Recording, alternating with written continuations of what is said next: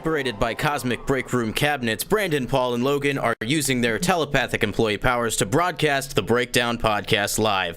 Hello, my name is Brandon Miracle. Welcome to the Breakdown Podcast. I'm broadcasting live from the Break Room Arcade. If you look south of me here on the video version, you'll see Paul. He's broadcasting live from the Break Room Clubhouse. And if you look to my right in the video version, you'll see the beautiful face of Logan Welliver broadcasting live from the Break Room bedroom.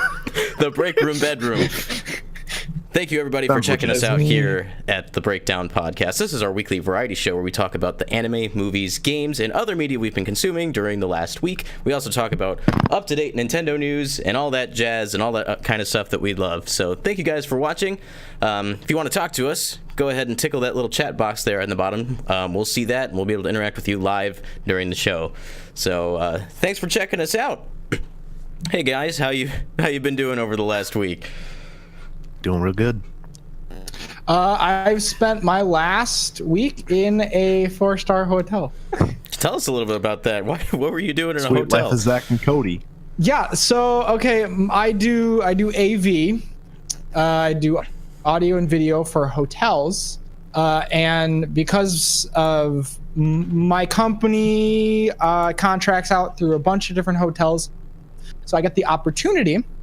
Sometimes when work is a little slow at my location, to go to other locations and do the same thing I do at my hotel at other hotels. And some of those hotels are much larger, and they are gracious enough to put me up into a hotel room during the duration of that time. So I got to do my job and learn from other people who do really cool things. And yeah, it was pretty legit. But now I'm home. Please tell me that in that time you got on like the luggage carts and like scootered down the halls for me. No misbehaving. I'm trying to do my job here. And I almost did this podcast from my hotel room, but then go home a little earlier than expected and be in my wonderful bedroom. Otherwise it would have been the break room hotel room as opposed to As mentioned in the intro, our various worlds are connected by cosmic cabinets that exist in our communal break room. So that's how we're all able to talk to each other with the little telepathic powers. If you were with us last week, this week we were supposed to talk with Josiah Gooden and Isaac Gooden about their game Volpine. Unfortunately, we had to reschedule that. We will be back next Saturday with them at 1 p.m. Central Time in order to have that discussion with them. So sorry if you were looking forward to that this day. Now you can look forward to it next week. Yeah, so now you have something to look forward to, even though we didn't tell you until like yesterday. So thanks for sticking around regardless. Later here on the show, we'll be talking about some of the games we've been playing. I've been playing a couple mobile games, one developed by HAL Laboratory, as it turns out. Part-time UFO, I'll tell you about that a little later on. I also saw Game Night. Logan and I have been watching Fullmetal Alchemist, and specifically Paul, Brotherhood. Brotherhood, yes. Paul, you watched Wonder, and a couple other things. I watched all kinds of things. It was Wonder. I watched the Bayonetta film. I started 2 new anime, Psycho Pass and Trigun, and I finished Baka and Test. So I got a lot to talk about. All right. So to dive right in, we'll start with movies. And over the weekend, I went and saw Game Night, which is, kind of topical for me because we've been working on this game room table. But Game Night is a comedy about a group of people who like playing board games together. It actually starts with a man and a woman who meet at some kind of like bar trivia night. They find out they have a mutual passion for games and for competition. They fall in love over that meeting, and then you kind of see them. You see them get married, and then eventually they host game night at their house. But the main man, his older brother, kind of overshadowed him over his whole life. And his older brother tells him, I'm going to come over for a couple days and we'll have a game night together. So he shows up to game night. He overshadows his brother, and all of his friends are like, man, your brother's so cool. He's so much better than you and all this stuff. So eventually the older brother's like, hey, let's have game night over at my place. So they have game night at his place, and it turns out to be a murder mystery party. And as far as the plot's gonna go forward, I'm gonna kind of stop there. But this movie was so much funnier than I ever possibly anticipated. Like, I saw the initial trailer for this movie and I was like, oh, it's just gonna be another drop in the bucket comedy that I'm going to feel guilty for having gone to see. But no, critics have actually been really eating this movie up. It was a lot of fun in the theater. The audience reactions were there. There's only one actor in the movie I really knew by name. There's a couple I recognized, but the one guy I know by name, Logan, you saw this episode of Black Mirror. It was the main antagonist from the Star Trek parody episode. So he plays... Oh, shoot. What's his name? I can't remember his name, but he plays the next-door neighbor of the main couple, and he's a cop. And he used to be married to a woman who was part of their game group. So he used to be involved in their game nights. Well, eventually a split happened. There was a divorce, and he still lived next door, but they stopped inviting him to game night because of how awkward it was. So you often see him like standing outside of his house with his puppy in his arms, staring at all the people walking into the house for game night when he hasn't been invited. Puppy. And there's this like entire like just subplot with him. He is an absolute joy in this movie. Great performances by him. Just great performances from the whole cast. You don't get a ton of like backstory for each character, but there's just enough of quirks from each person for you to get invested in who they are. What was that, Paul? Can I ask a question? What's that? My exposure to this film was 15-second like thumbnails at the beginning of YouTube videos. Okay. And like I didn't even realize that this movie was a comedy. Yeah, it's a comedy. It frames itself in its trailers like a comedy horror, but the horror elements only last for like the first act of the movie, and then the rest of it is more of an action film. Their marketing department needs like step their game up, because I honestly just thought it was like a horror game around people playing like board games. Nope. And I didn't understand like the appeal of it. So when you guys were talking about how you were going to go see it, how it was doing well critically, I was like, how? Because it's a comedy, and obviously their marketing team isn't together. But one team that is together is their set design and their animation teams. So transitions between different scenes, you'll get like nice big overhead shots of like the neighborhood, but those shots are designed to look like miniatures from game boards, and it like seamlessly goes from that kind of look into the actual shot of the scene.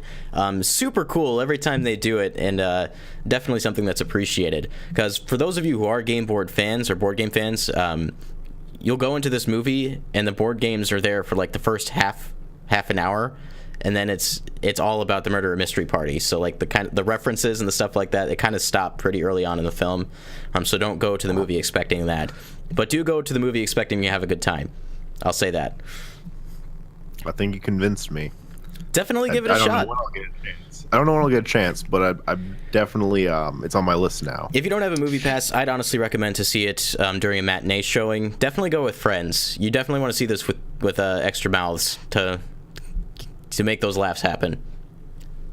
Yeah, so I mean, I haven't seen the movie obviously, but I did see the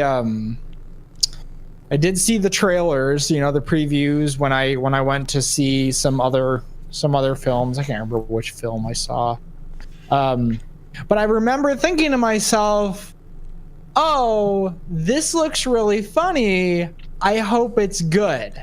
Because that's always the question with these previews, is like you get some of these comedies and they just get thrown out there and you're like, this could be really good if they actually take their time and they do it right. And then a lot of the times they end up really falling short. So I'm really glad to hear that you enjoyed it. And then I was also really glad to see some of the positive critical reception. Yeah, you don't get that often with comedies that are kind of framed like this. One thing I will say is it's not your typical like Seth Rogen, all the jokes are about sex and weed. It's a little bit more family friendly without like going the whole mile. There are some adult jokes in the movie, but it's not overbearing. Yeah, but it's not overbearing and it's not oversaturated with them. So that was kind of refreshing. Yeah. Oh, that's exciting. I highly recommend you see that. Like I said, if you want to see it still in theaters, definitely check it out at like a matinee. I don't think you should go out spending like $10, $15 for this movie. But if you want to have like a funny morning, go see it like before the ticket prices go up. So that's what I saw as far as movies go. Did you guys see anything this week? Logan, did you? Unfortunately, me being in a position where I was up in hotel, I didn't really get a chance to watch many movies or much TV. Not that I didn't consume things, I just had other priorities this week. Did you see Call Me by Your Name again? Actually, yes. So actually, that's your third time, right? This is my third time seeing Call Me by Your pre-ordering Name. this. I'm gonna pre-order it after the show so I can actually see it, because you really got me interested in that now. Yeah, I actually haven't put it on for the Blu-ray, but I should. I won't babble on about it, but I before I worked this week, because actually not even because I was working this week. I had already made plans to visit with a friend who lives very near, pretty near to where I was needing to be anyway. I spent a few days hanging out with her, and I made her watch Call Me by Your Name. And again, it gets better every time. It really does. It ages like fine wine. Man, it's such a good film. And so anybody watching, anybody listening right now, Call Me by Your Name. Please just go out and watch it. I don't even need everything. It's one of my favorite movies, and it's getting up there in terms of favorite movie of all times. That's how highly I regard that film. It's really good. Wow. How about you? Tomorrow go up on your. I watched two movies this week. Wonder, and let me tell you, it's wonderful. Like I wasn't like, from the initial trailers, I wasn't expecting a whole lot with this movie, and I got so much more than I was expecting. Real quick, Paul, can you give us a quick synopsis? What's the movie about? So you have this it's a family movie, and this family has this kid who I don't know if they say specifically there's a complication with his birth, and so he had a deformity in his face. He had, I think he said, 30 surgeries. And he'd been homeschooled up until, I think, 5th grade middle school. And then his parents decided that it's time to throw him into public schooling. And so it's a movie about the transition. And so what were your expectations going in? You said they were fairly low, or? I was expecting, just standard family movie, Mm-hmm. But it was surprisingly heartwarming. Yeah, it kind of surprised me because I saw it back when it was in theaters, because I had heard a lot of good things about it. One of the things that surprised me is when you see movies like this where the story focuses on a person who has some kind of disability or something that makes them different, and that often results in bullying and other misdemeanors and things like that. But this movie, unlike others, it doesn't spend like all of its time focused on that character and what it does to that person. It actually spends a significant amount more time focusing on the other family members. Yeah. And as a person who grew up with someone who is disabled, that was really interesting to me because that's never happened really for me in a movie before. So I got to see a character, specifically the sister, and I very much related to her and the difficulties she had growing up with him and the things that were happening to him. It was very interesting, like the way they jumped around. The only thing that threw me off is there was a certain format for a couple of characters where like they'd kind of introduce the character and then you knew they were talking from that perspective, but they didn't do that consistently. But it's I really enjoyed how they got those different perspectives, and they didn't even limit it to the family. Yeah, they kind of went with some of the people outside of that and got their perspective. But seeing like the inevitable change of heart, I like how they used that in this movie. It wasn't I don't even know how to put it. Like, I don't feel like it was the focal point. It wasn't like everybody changes their heart and we're accepting and whatnot. Mm-hmm. To a degree, but it was more about the interactions between characters. Yeah, I think it ultimately it comes down to the perceptions that these people have of this kid, and the issues that he has, and it tackles some pretty difficult stuff. Oh yeah, and it definitely brought up thoughts and feelings I've had growing up in my household. I don't know how many people here can directly relate in that case, but I think it was a nice change of pace to kind of explore that a little bit more, and it touches subjects that maybe aren't exactly comfortable, but I think it needed to do that. Overall, the air of the movie is very bright and very positive, which I can also appreciate. I left the movie feeling very happy, and any movie that does that, it's good on you. I described it, I think, to you, space heater for my heart. And that's exactly how it felt. It was just a very, like, pure and positive experience, but also very thought-provoking. Mm-hmm. Space heater for my heart.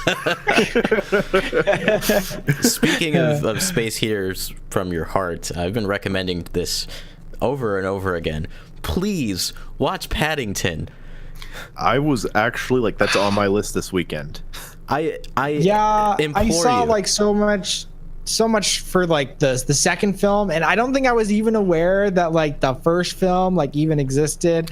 I probably had come across it, but it's like the second film came out and everyone's like, this movie's that they give.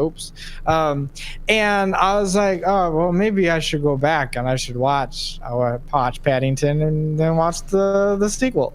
See, I was aware of Paddington because I remember when it came out in theaters, and I actually heard of its great critical reception back when it was in theaters. I just never took the plunge. But after Paddington 2 came out and I saw that was also critically acclaimed, that's when I said, yeah, now I have to see Paddington 1, because if the second movie's going to be good too, then, that doesn't happen very often. It seems like it might end up being like another Toy Story thing, where it's like, okay, Toy Story 2 came out and it's like, oh, it's just as good, if not better, depending on who you ask. Like, then the first one, then the third one comes out and everyone's like, how are these movies so good, and then of course, after such great critical and commercial reception, they got a fourth one on the way. So depending, I don't know how Paddington 2 has done commercially, but since it's done well so critically, if it's done well commercially, I would imagine that, unless the creators have something in mind, I wouldn't be surprised to see a Paddington 3 a few years down the line. As far as the box office is concerned, I don't know how well it's doing here in America, but for those who don't know, Paddington Bear is actually like a staple character in the UK, and he's been around for a long time, starting with like picture books, I think. And then when I was a kid, I saw him in a children's cartoon. And one of the things I remember from watching that cartoon is that he had an obsession with marmalade. And just marmalade looks delicious, and I don't think I've ever had it, but I'm pretty sure there's marmalade in my refrigerator right now, and I can't have it because I have diabetes. I was about to say, like, we need to go through a mythical or magical cabinet and find marmalade. Yeah. So I just wanted to bring that up in the spirit of heartwarming movies. I'm going to put that on... let's put that on the recommendation list, Paul, alongside Wonder. Okay. And I'll make the effort to actually watch it before next episode so we can talk about it a little more. Sure. And because it's ever since you told me about it, I've been meaning to watch it, and it's just like it always slips my mind. My expectations, like, I didn't really know what to think going in. I'm like, it's another CGI and live action movie. We all know how those turn out. But no, it's loving, it's endearing. Paddington Bear is one of the most adorable and innocent characters ever in media. It's too much for my little heart. I'm looking forward to it. Now, on the flip side, Paul, you watched a much different movie this week as well. A very, very different movie. Tell us about that. Well, first off, this week I finished playing through Bayonetta, and as you recommended to me, I sat down to watch Bayonetta Bloody Fate on Verve, and it is a very, very faithful adaptation of the game. If you're kind of iffy about playing the game, you're not sure if you're going to like it, if it's your speed, watch the movie. Or if you know it's not your type of game, also watch this movie so you can still kind of experience the story. The story for Bayonetta is crazy. To put it I expected it to kind of peak and then for the epilogue kind of calm down. It did not do that. It did the opposite of that. Oh, yeah. The climax of that film was not the final chapter. Oh my god. So getting to see that in an anime film was very, very delightful. One other positive thing about the movie I'd like to mention is it retains the cast of voice actors from the game as well. So you're with the same people. Yeah, more outlets need to do that because Funimation. I think Funimation handled the dub. I believe so. Yeah. They also have done the dub for the Ace Attorney anime, which does not use the same actors as the games do. Shame. People latch on to these voices. I'd be more upset if they didn't keep the voice actors from Bayonetta because Yuri Lowenbay is in this. Oh yeah. If they did not get Yuri for the anime adaptation, I would have been very upset. So, I think, honestly, that the thing that, like you said, that impressed me the most about this movie is just how incredibly faithful it is to the source material. You watch the movie, you've just watched the game's plot, to a T, basically. And actually, they add a lot of details that I didn't catch when playing through the game. Mm-hmm. That, I think the other witch, John, they mentioned that she's a teacher outside of it. They never mentioned just a little bit of detail, but it adds so much to the character. Yeah. Especially in a game that just has such wonderful and dynamic characters. Yeah, Bayonetta is an incredibly rich world, and the movie is definitely a complementary experience to the game. So if you play the game, like Paul said, definitely watch the movie. Expand your horizons a little bit in the world of Bayonetta, especially if you liked Bayonetta. If the Japanese studios behind it are watching, make the second one. Please. Another one, please. I'm not very far into the second game yet, but I already know that I want the second anime film for it. So, we can talk a little bit more about Bayonetta when we get to the game section. Is there any other things about the movie you want to mention before we move on? Don't watch it with your parents. No, definitely don't. Just a cautionary tale. Kids, don't watch it with your kids. Watch it alone when no one else is home. So I think that takes care of it for movies this week. Oh, I forgot to mention a TV show I've been watching. So, I'm one of those people who's a 90s kid. But I would unlike the majority of 90s kids you see on Facebook, I was actually born in the 90s and lived through the majority of it. And one of the staples of my childhood from the 90s on Nickelodeon was the show Rugrats. And Rugrats is currently available on Hulu, so I've just kind of been taking a trip down memory lane, and I've just been having a good time.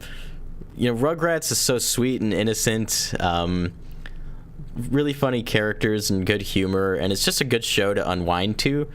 I watch a lot of things that are story driven, and you have to watch episode to episode. With Rugrats, I can just put on whatever episode I want, just put it on in the background. I can turn my brain off if I want to and just relax, and this has been a great show to do that with. I have a great appreciation. It's gotta be nice when it doesn't build off of the previous episode. Yeah. It was also just nice to kind of go back to that and let those nostalgic feelings kind of fill my brain for a while, and that also kind of added to the feelings of relaxation. And one of the other reasons I wanted to bring up Rugrats was I've heard recently that Nickelodeon has been exploring shows to bring back from that era in new forms, and they've already done that in a couple of ways. Well, yeah, that's another subject. Where you're building to, I know. I agree, man. like they recently had the Hey Arnold movie, the Jungle movie, which was the official conclusion to the series that we never got back in the day. That movie was supposed to come out back in like the mid 2000s, but was unfortunately canceled, as well as the series. Rugrats with Busta Rhymes as Reptar.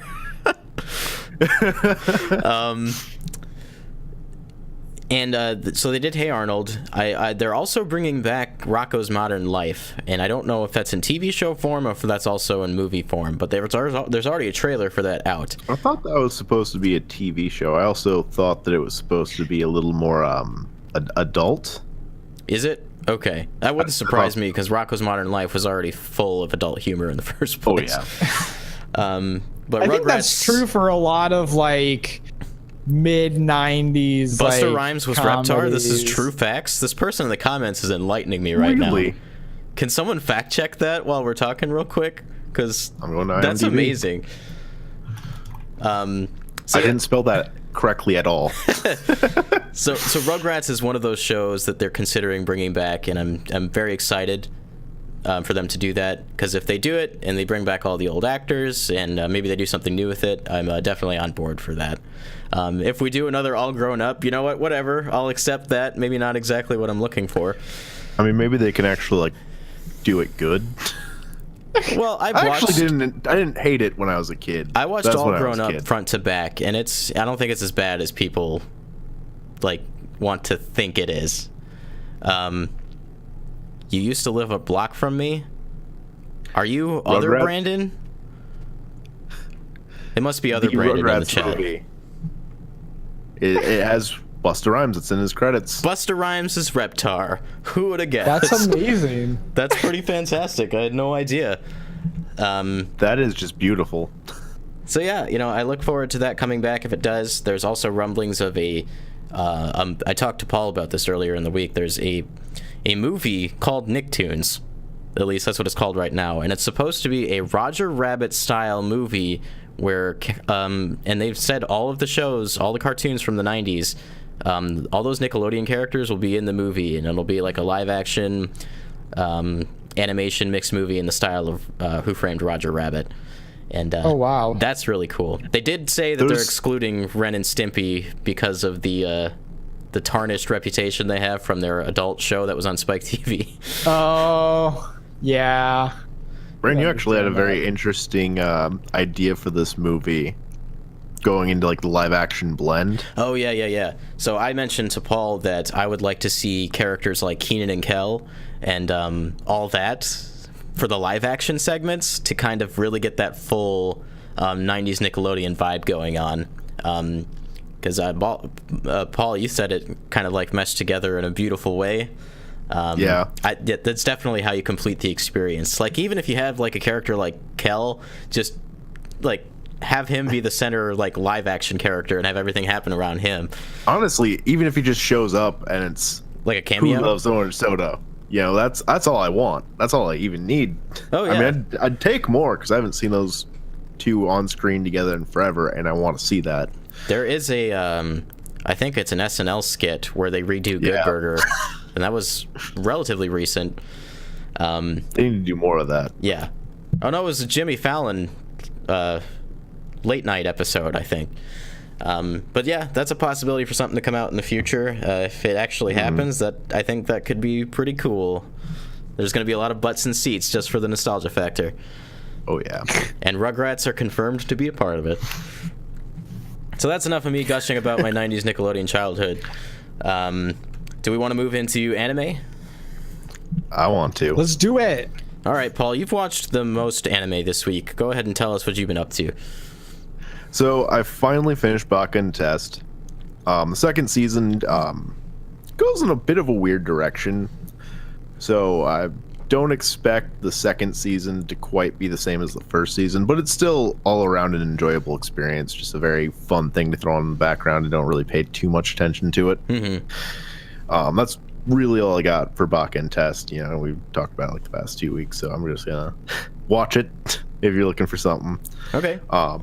I picked up a recommendation from a coworker this week. He was talking to me about how he's watching Psycho Pass, And so I've watched Psycho-Pass. He's I've watched it. Psycho-Pass. I've watched it, except I haven't finished the second season, but I don't think that's terribly important. Anyway, I'm like continue. 5 episodes in. Okay. So Psycho-Pass takes place in the future. Logan, correct me if I get anything like really off. Okay. Because I'm still figuring out how this world works.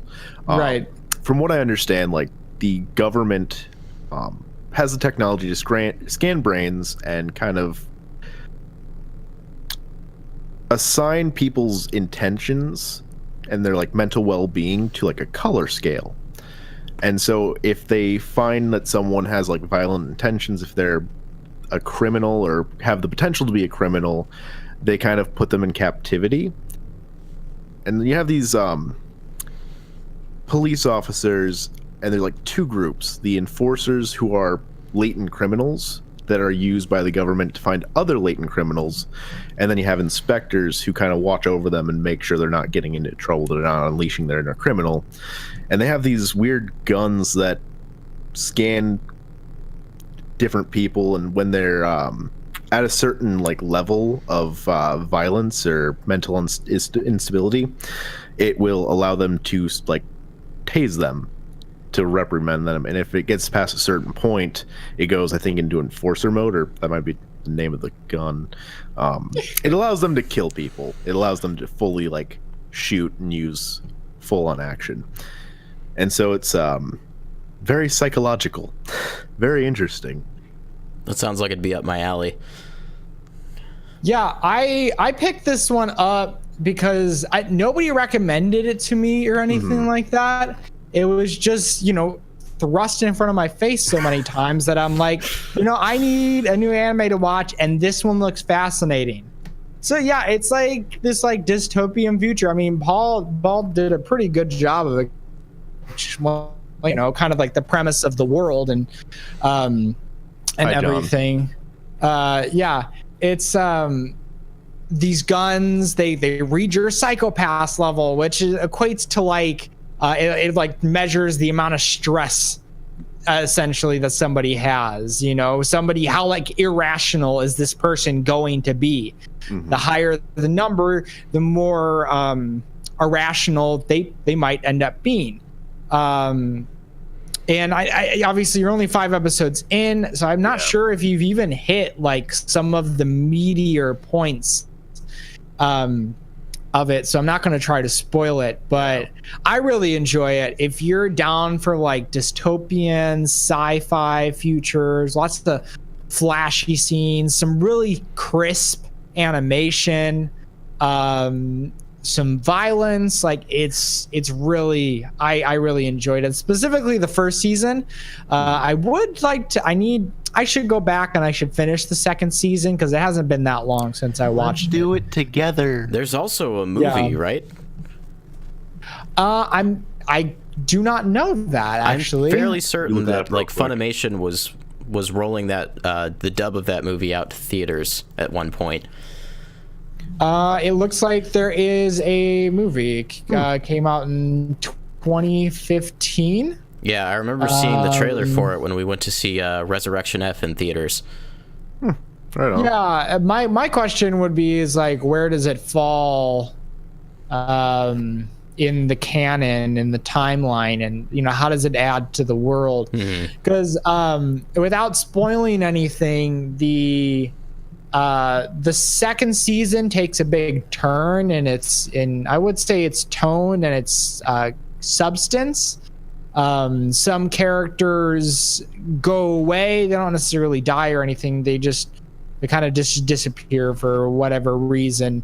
It's explained. It's not like random. I mean, I want to kind of ask about the first episode, because there's a lot about it that just I think it generates a lot of dialogue about the series' overall message, and you can kind of give me a wink or two if it's diverging from that, or if it's at the spoilers. If you're worried about spoilers from the first episode, stop listening for like the next 30 seconds to 30 minutes. Really, man? So in the first episode, at the very end, the brand new inspector is they took down the criminal, and the criminal had taken a hostage. And so at the very end of this, they got the criminal, he's dead, and they're trying to figure out what to do about this hostage whose psychopath has gone to a critical level in being held hostage. And so the inspector is really trying to implore all the enforcers not to kill her. It's not her fault that she got into the situation. And so I've kind of picked up from that a lot of this show is about kind of breaking this societal norm, kind of challenging the authority of the government that came up with the psychopath system and trying to find a better way of going about things. Does it depart from that, or was I pretty well, in that way, it's always exploring kind of those themes and why it does. It explores like the extremes of both. So there's a lot of instances where individuals find themselves in stressful situations where the enforcers will go into, I can't remember what the mode is, but essentially it means that it's not just going to stun them Psych so they can fever or something, or I don't know. I'll have to look it up. Yeah. But it not just incapacitates them, but it essentially just makes them explode, right? And so they explore that extreme where obviously this inspector, I can't remember, what's her name again? I don't remember. Names just fly over my head. Yeah. It's been like maybe a month or two since I touched this. But she, obviously she's like, well, she's not doing anything wrong. She's just in a really stressful situation. So her psychopath level jumps through the roof. And these, what are the dogs? Not the actual enforcers? Dogs. The enforcers, yeah. The enforcers are like, okay, I'm gonna do this, and she's like, don't do this. It's not her fault. We can fix this. And obviously, in that first case, she is successful in that. But there's other more grotesque cases where people are captive and their psychopath levels jump through the roof, and it's just like, oh my gosh, like why would these people do this? But you have to understand that the society, it has put all of its trust in the civil system. Yeah, that's what it's called. Yeah, into the civil system, which obviously governs essentially who lives, who dies. And then it also explores the opposite, where people they are dangerous, and it's very evident that they're dangerous, but their psychopath level, their hue is never cloudy. Mm-hmm. So it causes you to ask questions about maybe psychology and the human nature, reality. Yeah, right. And so obviously it does what it can with what it has, and it makes for an exciting premise. Exciting to me, at the very least. Exciting to me as well. And exciting. Since I got through that first episode, I was really kind of curious to see where it was going. Yes. Those are the types of questions that I want to see explored deeper. And so I'm definitely excited to delve more deeper into the series. I'll have to check this out myself. If you are a fan of dystopian sci-fi, this is a definite recommendation, because you will enjoy this show, especially the first season. From what I've seen of the second season, it's not quite as strong, but it's still there. It's entertaining. It's enjoyable. Mm-hmm. Can't recommend it enough. This is actually one of the few anime that's been on my list that my wife has seen that I haven't. So really, she's probably out in the garage listening to this, being like, "Yeah, psychopaths," and I'm like, "Go her! I've never seen it." So that's not the only show you've watched, Paul, right? That's not the only show I watched. Same day I started Psychopaths, I decided that I wanted to restart Trigun. Now, Trigun is I think, late 90s anime, and at this point, it really kind of shows its age. Especially, it was probably one of the first few animes dubbed by Funimation. Oh, yeah. And so honestly, like, it is very rough around the edges, especially at the beginning. But I don't want to let that fool you guys. Like, this is an incredible, incredible series, and it's not my first time going through it, but it's at a point where I kind of started to forget a lot of details, and so I wanted to revisit it. And I just remember, like, absolutely adoring Trigun. Oh. The only part of Trigun that I can remember, well, I can't remember a part necessarily, but my like exposure to it. I remember being at your childhood home with you, Paul, and you had this case of like ripped DVDs, and I just remember my cousin seeing, used to burn them for me. Yeah, Trigun was I on say one we were of at those, your right? place though. What? Yeah, it was like a episode 8 or 9, I think. So it was a really random place. So it was just like, one episode. Nonsensical, yeah. I don't know why, but it's what we had, and it didn't. That episode I remember didn't sell me, but being able to watch it like point A to point B, it's a really solid show, and I highly recommend if you guys get a chance to sit down and watch Trigun. Just to give you a little bit of what it's about. You have Vash the Stampede, who has a $60 billion double dollar bounty on his head. They call him, I think, the humanoid typhoon. So he's this very like bad dude that everybody's afraid of. It's a Western. I forgot that detail. And so there's these 2 insurance girls that are sent to try and find this guy and kind of keep him in check so that he doesn't keep destroying things, so the insurance company doesn't have to keep paying out. And you find Vash the Stampede, and he's this very unassuming goofball. And so for a very long time, they don't even like believe that this man is Vash the Stampede.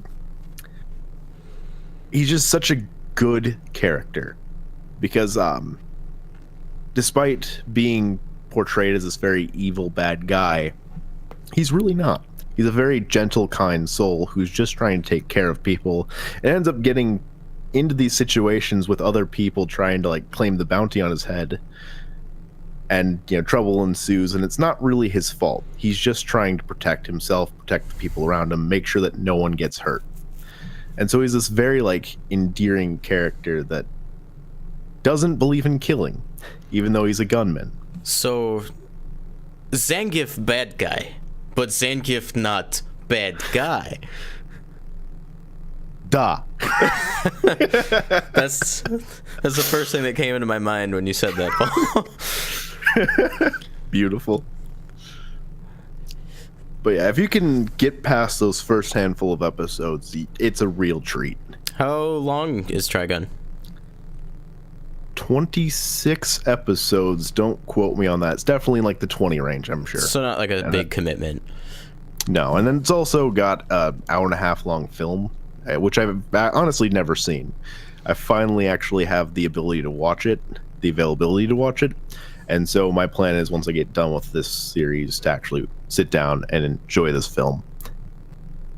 Okay. I'm really hoping that at some point that this is one of those series that like gets a reanimation, an update. I think it honestly really does deserve it. At the very least, maybe even like a redub from Funimation would be nice. Yeah. Like in the case of Dragon Ball Z Kai, that's one of my favorite things about Kai. It's just the updated dub. Well, Kai, there's a lot of things that I like more, but specifically the dub and the new script really stood out to me. So that would be a good way to get me to watch Trigun. I'll probably still check it out. In the comments here on Facebook, he actually described it perfectly. He protect, but he attack. Now, talking about old school animes just reminded me of something that I'll mention relatively quickly. I just registered for a class, an online webinar course for voice acting, and my teacher is a well-respected voice actor in the community. He's been in the business for a very long time. You will know him as Steve Bloom, the voice of Spike Spiegel from Cowboy Bebop. Boy. I know him more as Tom from Toonami, and I will always love him for being in that role. But I was not registered in time to take the first class live. The webinars are live so that, we can talk back and forth with him and get some insight. So I had to watch the archive version of the first the first class, and just holy cow, what a wonderful man Steve Bloom is. The whole first class was just Steve talking about the environment you'll be working in. And to believe in yourself, and a lot of bad things are going to happen, and you can't let those stop you from pushing forward. He mentioned specifically that his journey through voice acting isn't exactly like normal. He just worked for a film company, like doing janitorial work, and at one point they like needed a specific voice, and they asked him, like, "Hey, can you do this?" And he was like, "No, but I'll try," and they loved it. He's so iconic. Yeah, and then eventually it just like built his career. Voice. And I was just so inspired listening to him. And the next class is actually about hearing your voice, accepting your voice for what it is, and learning to love it.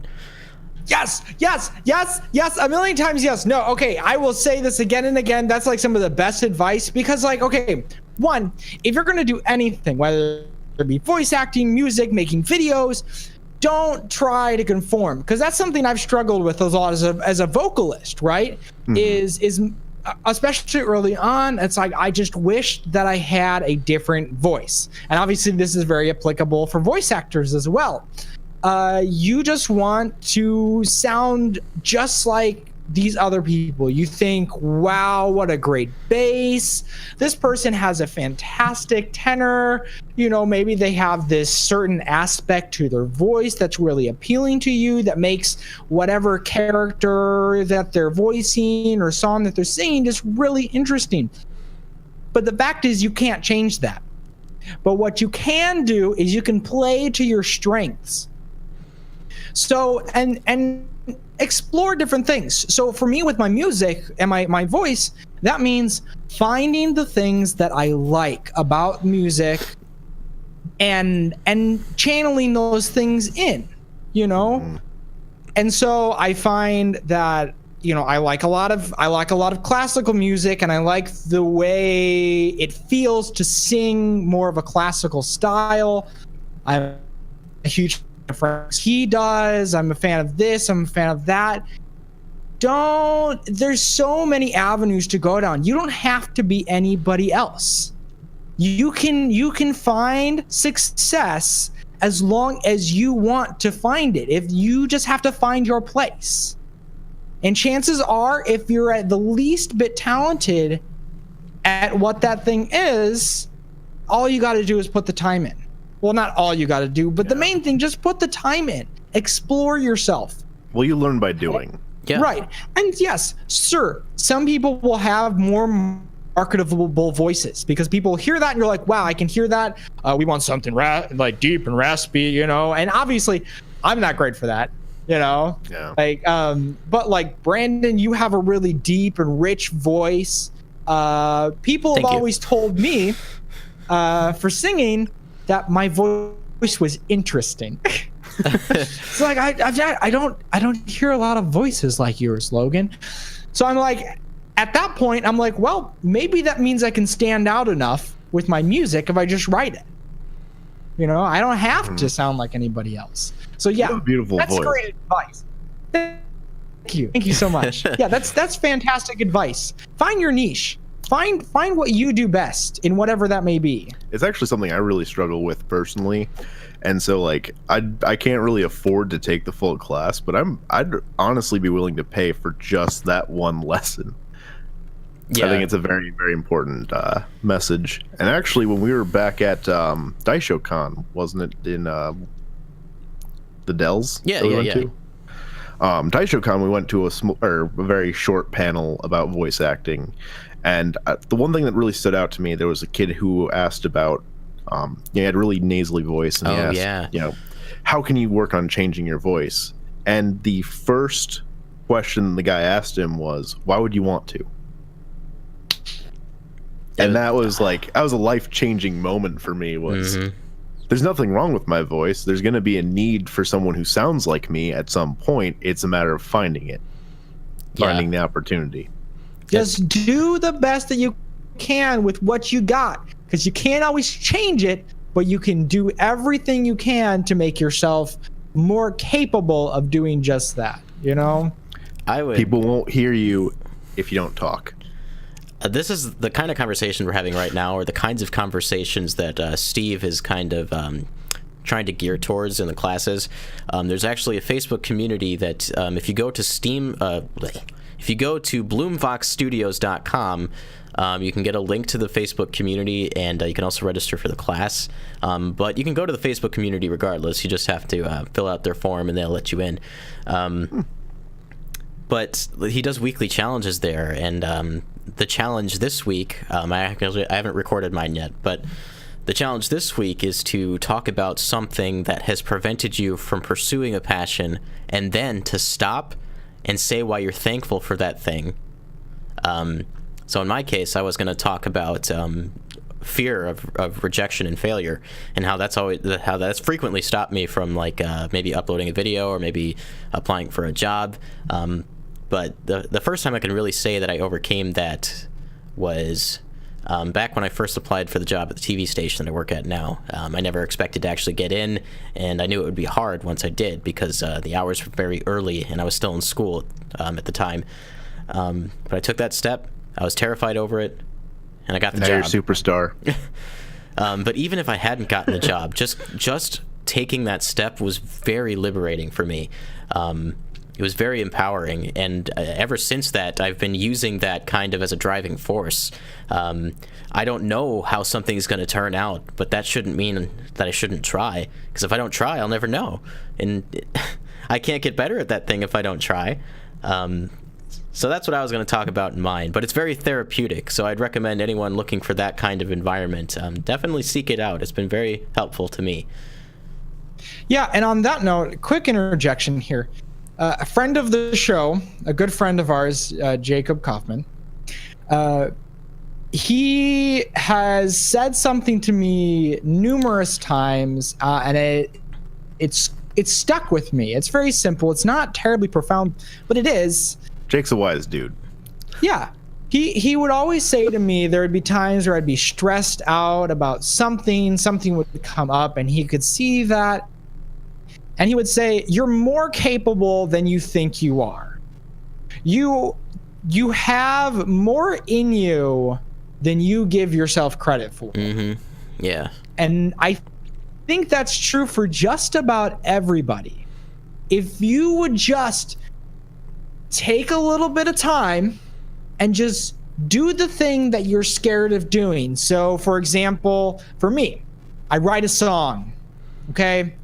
And I finish writing the song. Maybe it's just a demo, a voice and an acoustic guitar. And after a bit, I'm like, I don't like it anymore. Chances are it's better than you think it is. And there are probably people who would want to hear it even though you don't think it's that great.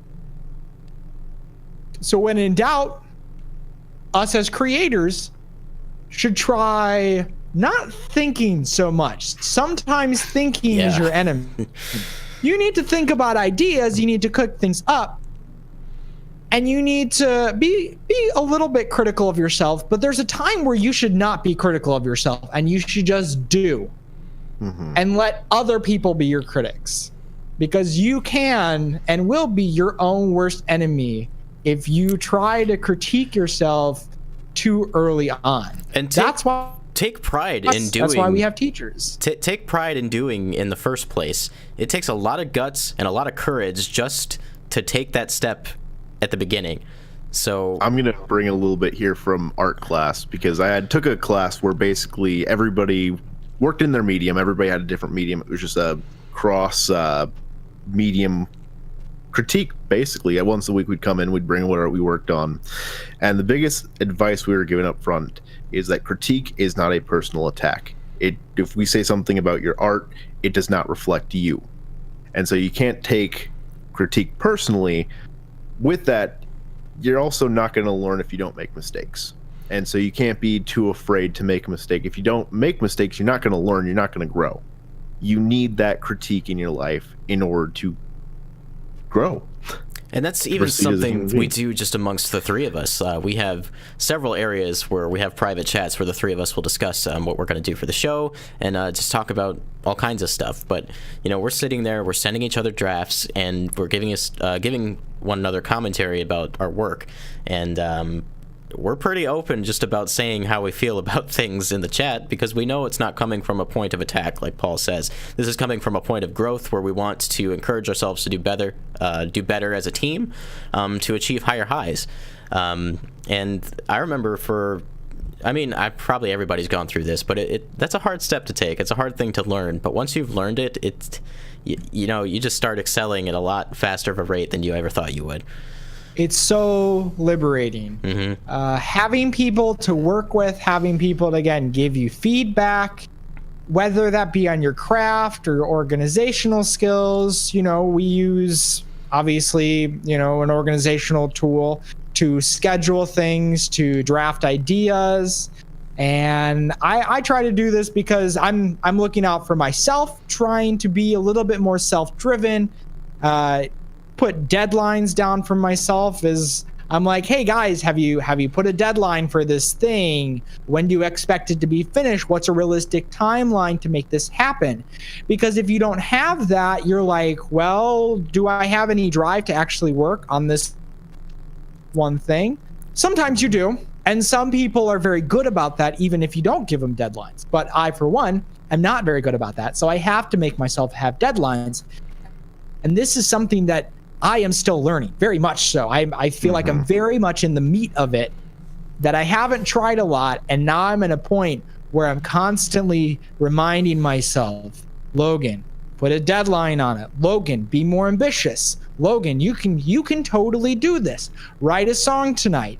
Write a bunch of songs. Stop writing songs. Now take those songs and develop them. Okay, now stop developing and just record them, So it's all about finding your way to work.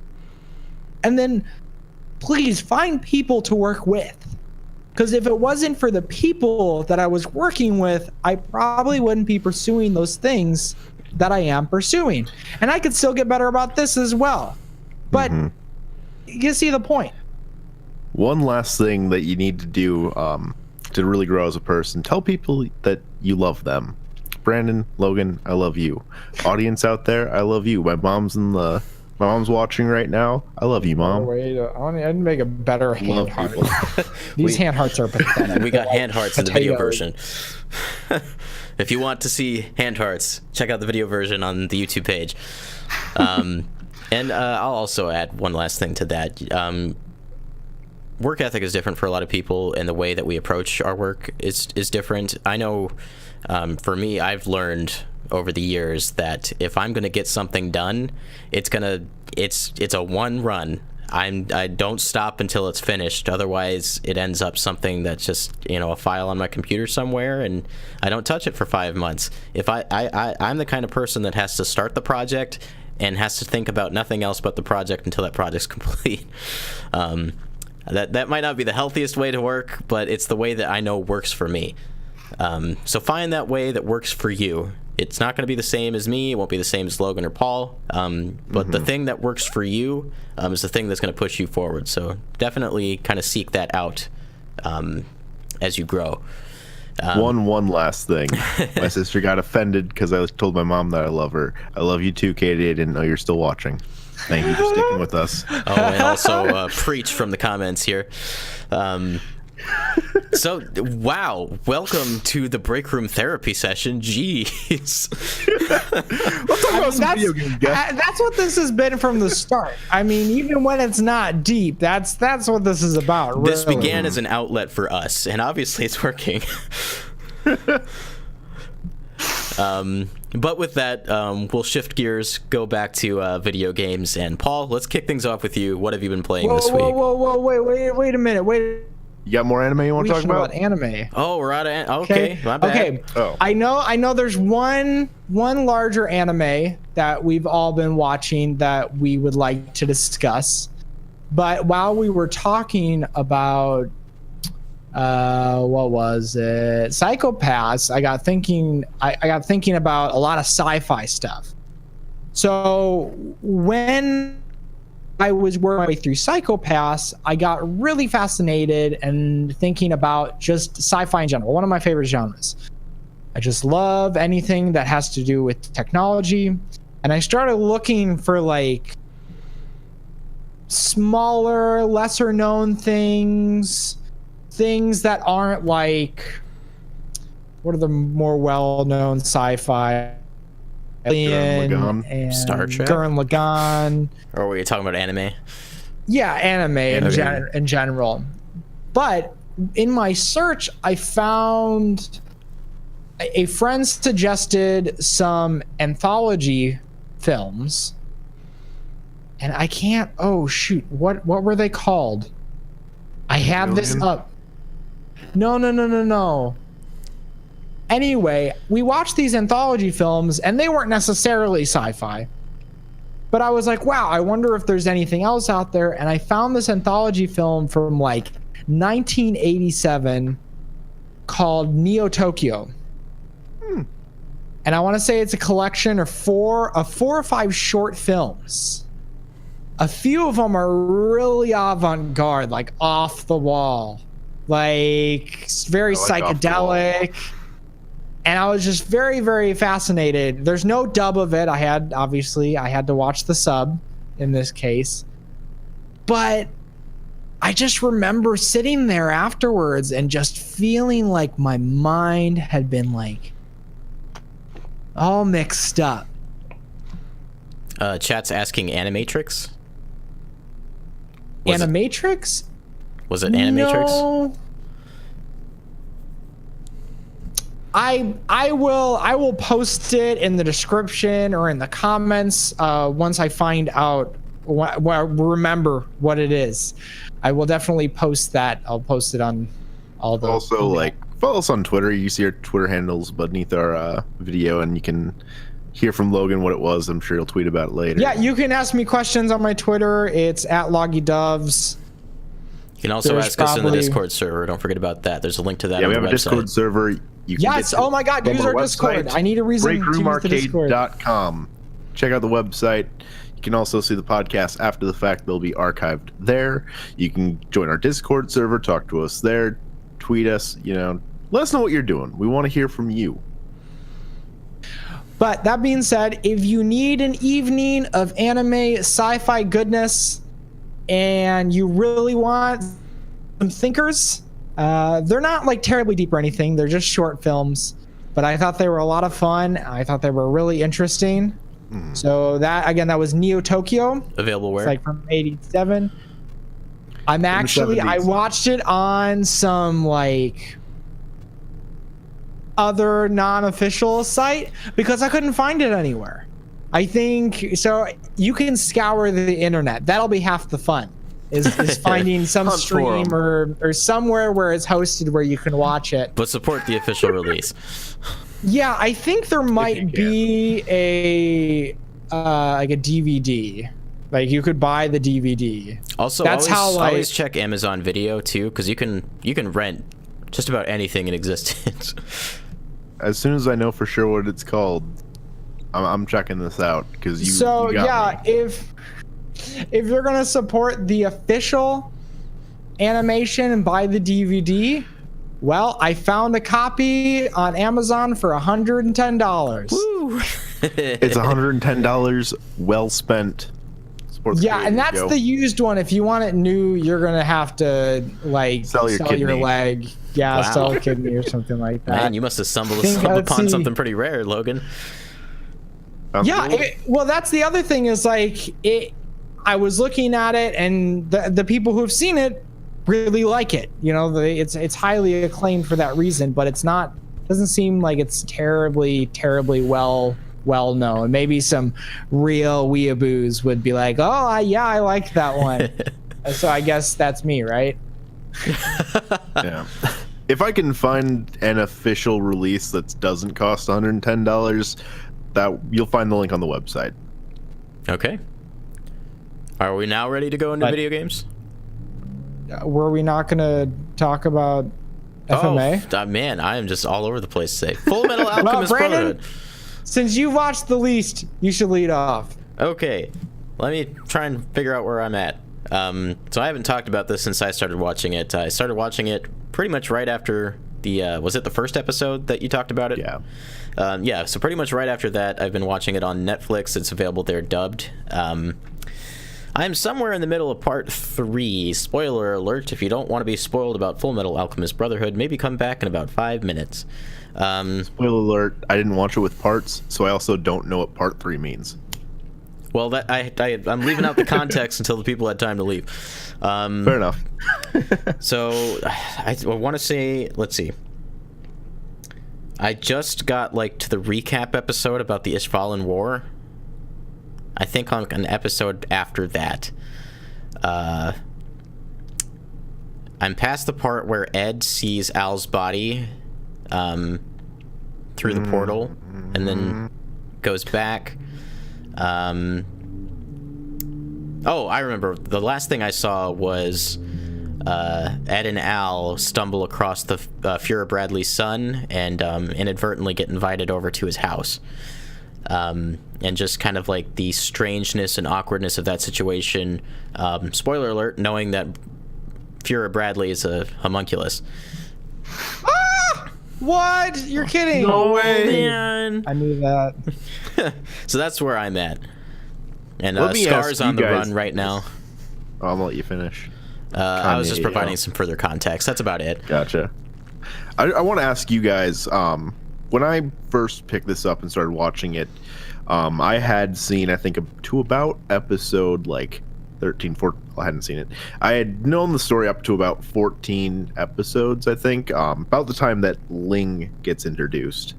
And so from there, like, I didn't really know what to expect, but it kept like raising the bar and getting crazier and crazier as it goes. What's your experience with this, based off of like your knowledge you had going into it and where you are now? Well, I didn't know anything about Ling.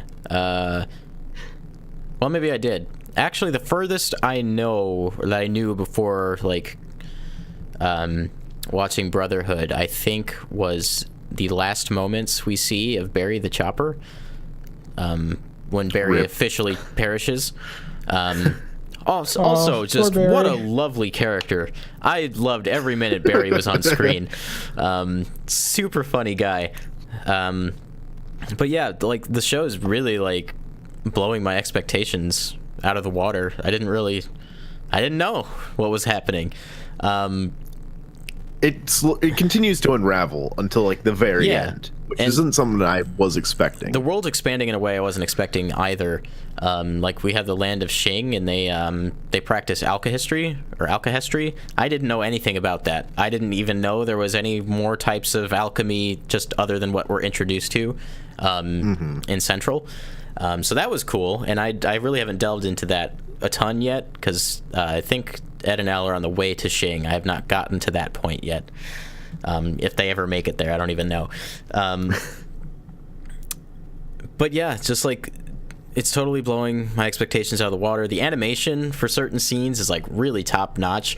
I talked to Logan about this one part, Mustang versus Lust. When he constantly ignites her and ignites her and ignites her, I was like, oh my god.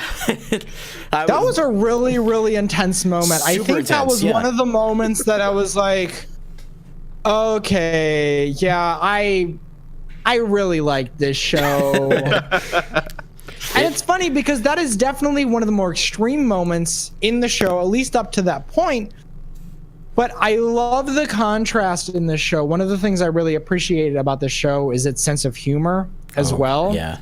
They're not afraid to just throw in like really, really overblown reactions in the middle of a serious moment, especially when, oh no, I'm blanking the main character's name. Ed. When Ed is just constantly and consistently offended when somebody calls him small, short, tiny. Pipsqueak. It's the same reaction every time. And that's true. I'm like on episode 49 or 50 and nothing has changed. They definitely have fun. Like the studio behind this, they knew what they were doing, and it's done expertly, I'd say. Yeah, I feel like those moments were there because it makes the tougher moments easier to digest when you're like, it needs to be there. Oh my goodness gracious! Because episode 4 hits, and it has one of the most infamous moments. We talked about this on a previous episode. Yeah. Edward, and then you're like, I'm horrified, but then a few laughs in the next episode, and you're like, I can't believe that happened. And it's just not very cavalier. Personally, like, I'm gonna use this the rest of my life. It looks like it's raining. No, it's not. Yeah, it's raining. Oh, when Mustang starts crying for Hughes. I'm using that the rest of my life. Every time I cry. That episode, it looks like it's raining. Moment. I just, it's a very, like you said, Logan. It's a very horrifying moment. It's very dark. And it's a very dark series. But outside of that, I'm just very interested and intrigued and impressed at just how often that gets called back to. Like, apparently this is a very important thing that has happened because it is referred to at least once every 5 or 6 episodes. They call back to Nina being turned into a chimera and the horrors of alchemy. Yeah, actually that does up to the very end. They really set the stage for the two sides of alchemy very early on in the show. So they give you a very good idea of what's wrong with the world right away. So that's been very impressive to me because it wouldn't be as impactful to me if that moment wasn't so horrifying and hadn't left an impression on me in the first place. That they keep calling back to it and I'm like, oh yeah, that happened. This is what alchemy can do. It's very interesting when you take a step back and like now where I'm at, considering alchemy is about balance. You have to give equal to what you take. Get. Yeah. Like that theme is just ever present on such like deep levels. Mm-hmm. That's all I get. Yeah. It never goes away either. Like you learn what the formula for a philosopher's stone is, and you're like, good lord. There are so many things in the show that like have been revealed to me that just kind of like blew my mind. There are certain characters that they throw in front of you that they want that remain intentionally mysterious until later episodes. And you might have like a really bad opinion about them, but then that continues to evolve based on actions and more context. They give you some throwbacks, what's the word I'm thinking of? You just get a lot of context in the show, and it really fills out the world really, really well. That's one of the other things I love about the show is it's not just about, oh, look, we're doing alchemy and oh my gosh, we gotta get Al's body back. It's so much about the actual world that they live in. And if there's one thing I love about any sort of series is when there's a lot of good world building. And this does it up until like the very end. Like it keeps expanding and taking step backs and revealing more than just when you think like it's at its craziest, it keeps getting bigger. It's that reminds me of Gurren Lagann in a way, because that keeps getting bigger right up to the very end. Even when you think it can't possibly get any bigger, it gets bigger. It's also like Dragon Ball. Yeah, we had that discussion in the very first episode of the show. Yeah. Dragon Ball constantly gets larger and bigger and more expanded. Maybe this is just a theme in good anime or good media in general. Yeah, something gets bigger, something gets more complex, something gets more exciting, more understanding. But they comes introduce that stuff to you at the right pace. They give you time to understand the rules before they introduce more rules or show you more of the world. It's very well done in that regard. And I can't wait to get to the end. Every single night, Michaela has been like, "Can we stop like working on the table and watch Fullmetal Alchemist?" Yeah. But my work ethic has been getting in the way. At the table. Yeah, like I'll have a lot more time. I haven't had a lot of time to even play video games this week because of that. Are there any other comments on Fullmetal Alchemist? I think that should be it, because once you get further, and chances are our next episode I will have finished, and then once you finish, that's when gloves are off. I'm really excited to talk about like the ending of it with you guys. I'm gonna write like an essay and a half and have like an outline for the discussion once we're like all finished. There's a movie tied to Brotherhood. Is that a required watch? I don't think it's tied to Brotherhood. I think it's tied to the original series. I think that was how it ended. There's 2 movies though, isn't there? Or I thought there was just one. I'll do research and I'll let you guys know. Okay. I don't think there's a movie. I remember the movie tied to the original series, but I want to say that there's another one. But I could be wrong. So really quick, before we move on to video games and stuff like that, I did find out the name of these anthology films that, again, led me to Neo Tokyo. It's Genius Party and Genius Party Beyond. Both are just anthology sci-fi. Well, I think there's some sci-fi stuff in it, but on the same list is like Neo Tokyo, and there's another one now that I have to watch, also released in '87, called Robot Carnival. So I guess what I know what I'm doing tonight. There you go. So springboarding off of what we were kind of talking about with Fullmetal Alchemist and things getting bigger and crazier as it goes, I feel like that is the perfect segue into talking about Bayonetta. Yes. If you don't mind, if you guys are good with the anime. I was going to talk about my table, but I actually like your segue better, so let's do that. Okay. Sorry, man. So Bayonetta. I beat Bayonetta. Full disclosure, I was playing on easy, and for the most part, like, it was fairly easy. It's not even very hard on normal, if I recall. I didn't want to kind of get caught in like one area because I keep dying and crap like that. For the sake of breezing through it, I just kind of set it to easy and coasted through. Oh boy, Bayonetta. Oh boy. Like, I didn't know what I was getting myself into. Clearly. All I know about the character was Smash Brothers, and obviously Smash Brothers cannot do this character justice and be a kid's game. No. Bayonetta is crazy. And I don't even know how to describe it still. Other than, like, just when you think that it can't get crazier, it finds a way. It always finds a way. Even going from Bayonetta to Bayonetta 2. I just started that, I think, 2 days ago. And I'm like, the prologue, it can't be that crazy. It can't be that exciting. I was very wrong.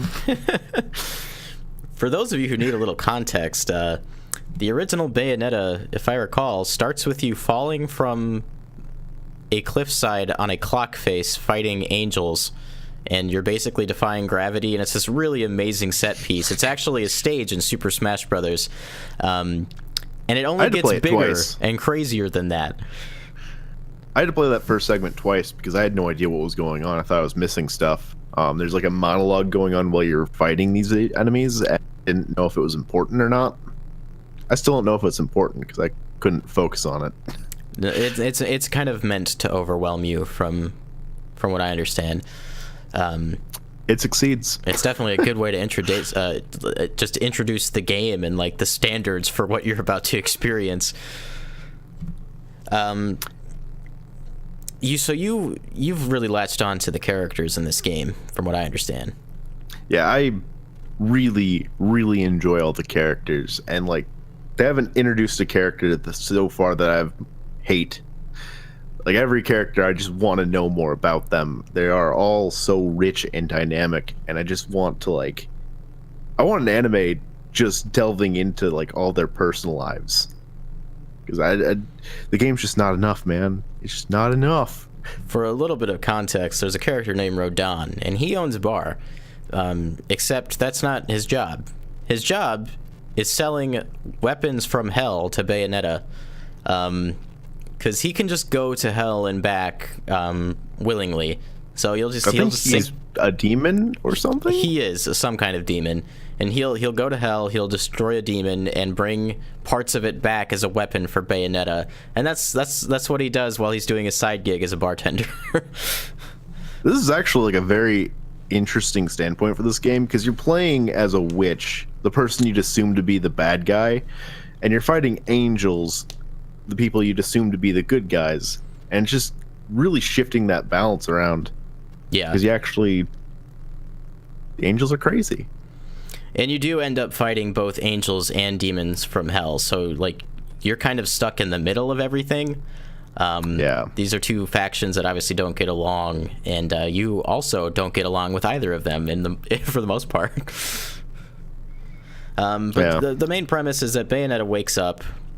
She's found at the bottom of a lake by Enzo, who's another character that I know you love, Paul.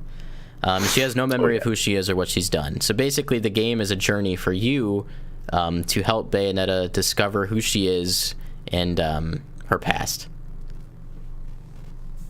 That's probably about as good a description as we can without getting too spoilery. Yeah. It's easy to get crazy. It's crazy. Please try it. Just go and do it. Bayonetta's set pieces are very large and bombastic, and you often see Bayonetta doing things that are just like completely otherworldly. So you always feel like incredible when you're pulling off some of these combos under these like various circumstances. Bayonetta has the power to like walk on walls and defy gravity when there's a full moon out. So you'll get set pieces like where the fight will start before there's a full moon, and then like in the middle of the fight the full moon appears, and then suddenly Bayonetta's on the side of a wall and you're upside down and all this other crazy stuff. She can summon demons from hell to fight with her. And then there's her witch time ability, which you might be familiar with from Smash Bros, where if you're getting hit at the right time and you dodge, she temporarily slows down time so you can get a couple extra combos in. So yeah, there's an incentive for dodging well. The combat system in Bayonetta is incredibly deep. If I remember correctly, like you can spend rings at Rodon's shop to like buy more abilities and combos. Okay, so that's in Bayonetta 2 as well. In Bayonetta, like I spent most of my time and money on getting more combos, and I don't know if that was the right thing to do, but it's what I did and it worked. I beat the game. I managed. I had a question for you about 2. Now that I'm in like that transitional period, I've been finding like in playing through 2, I'm having a harder time with fights, and I wasn't sure if that was because I spent so much time getting more combos in the original, or if was there like a adjustment made. It feels like I'm doing a lot less damage in 2. I'm gonna be completely honest. I don't remember for sure. I don't remember there being any like drastic change in difficulty. Are you still playing on easy, or did you change it to normal? I'm still playing on easy. Yeah, I have no idea. I've been trying to figure that out. I don't know. Bayonetta 2 overall is the superior game, as it should be. I won't even fight you on that. Yeah, it refines everything about Bayonetta 1. It just feels better, plays better, looks better. So I don't think it's any of that working against you. It might just be the fact that you're playing a different game, and you just need some time to adjust to it. I'm guessing it's a little bit of that also. I think they did make tweaks so that the fights would last a little bit longer. Because in the first game, after a while, like, you're just breezing through fights. And none of them really stand out. None of them were really difficult.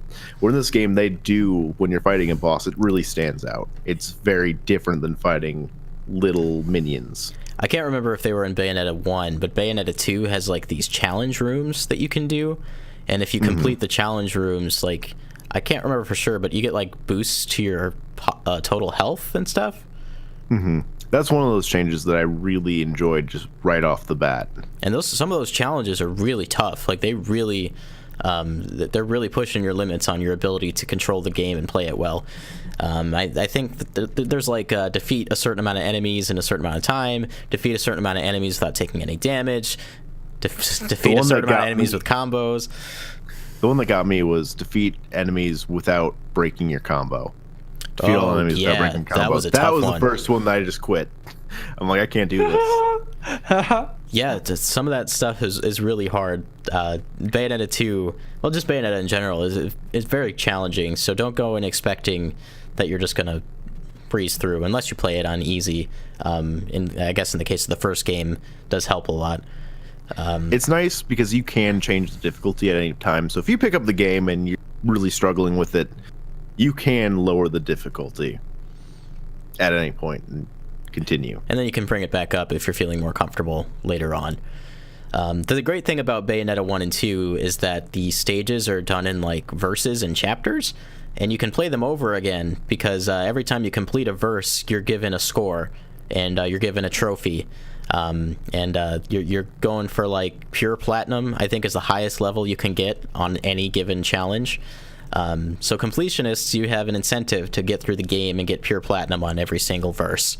And there are also, I know in Bayonetta 2, I can't remember for one exactly, but there are hidden verses. So if you like veer off the path in a chapter, you'll find hidden verses and get extra challenges and fights that you wouldn't have found otherwise. So that there's more incentive for replay. Yeah. So there's a lot of replayability in these games. Obviously, you want to collect rings so that you can buy everything in the shops. There are Nintendo-themed outfits that actually do change your moveset a little bit that you can get. Before, I believe you just have them in Bayonetta 1.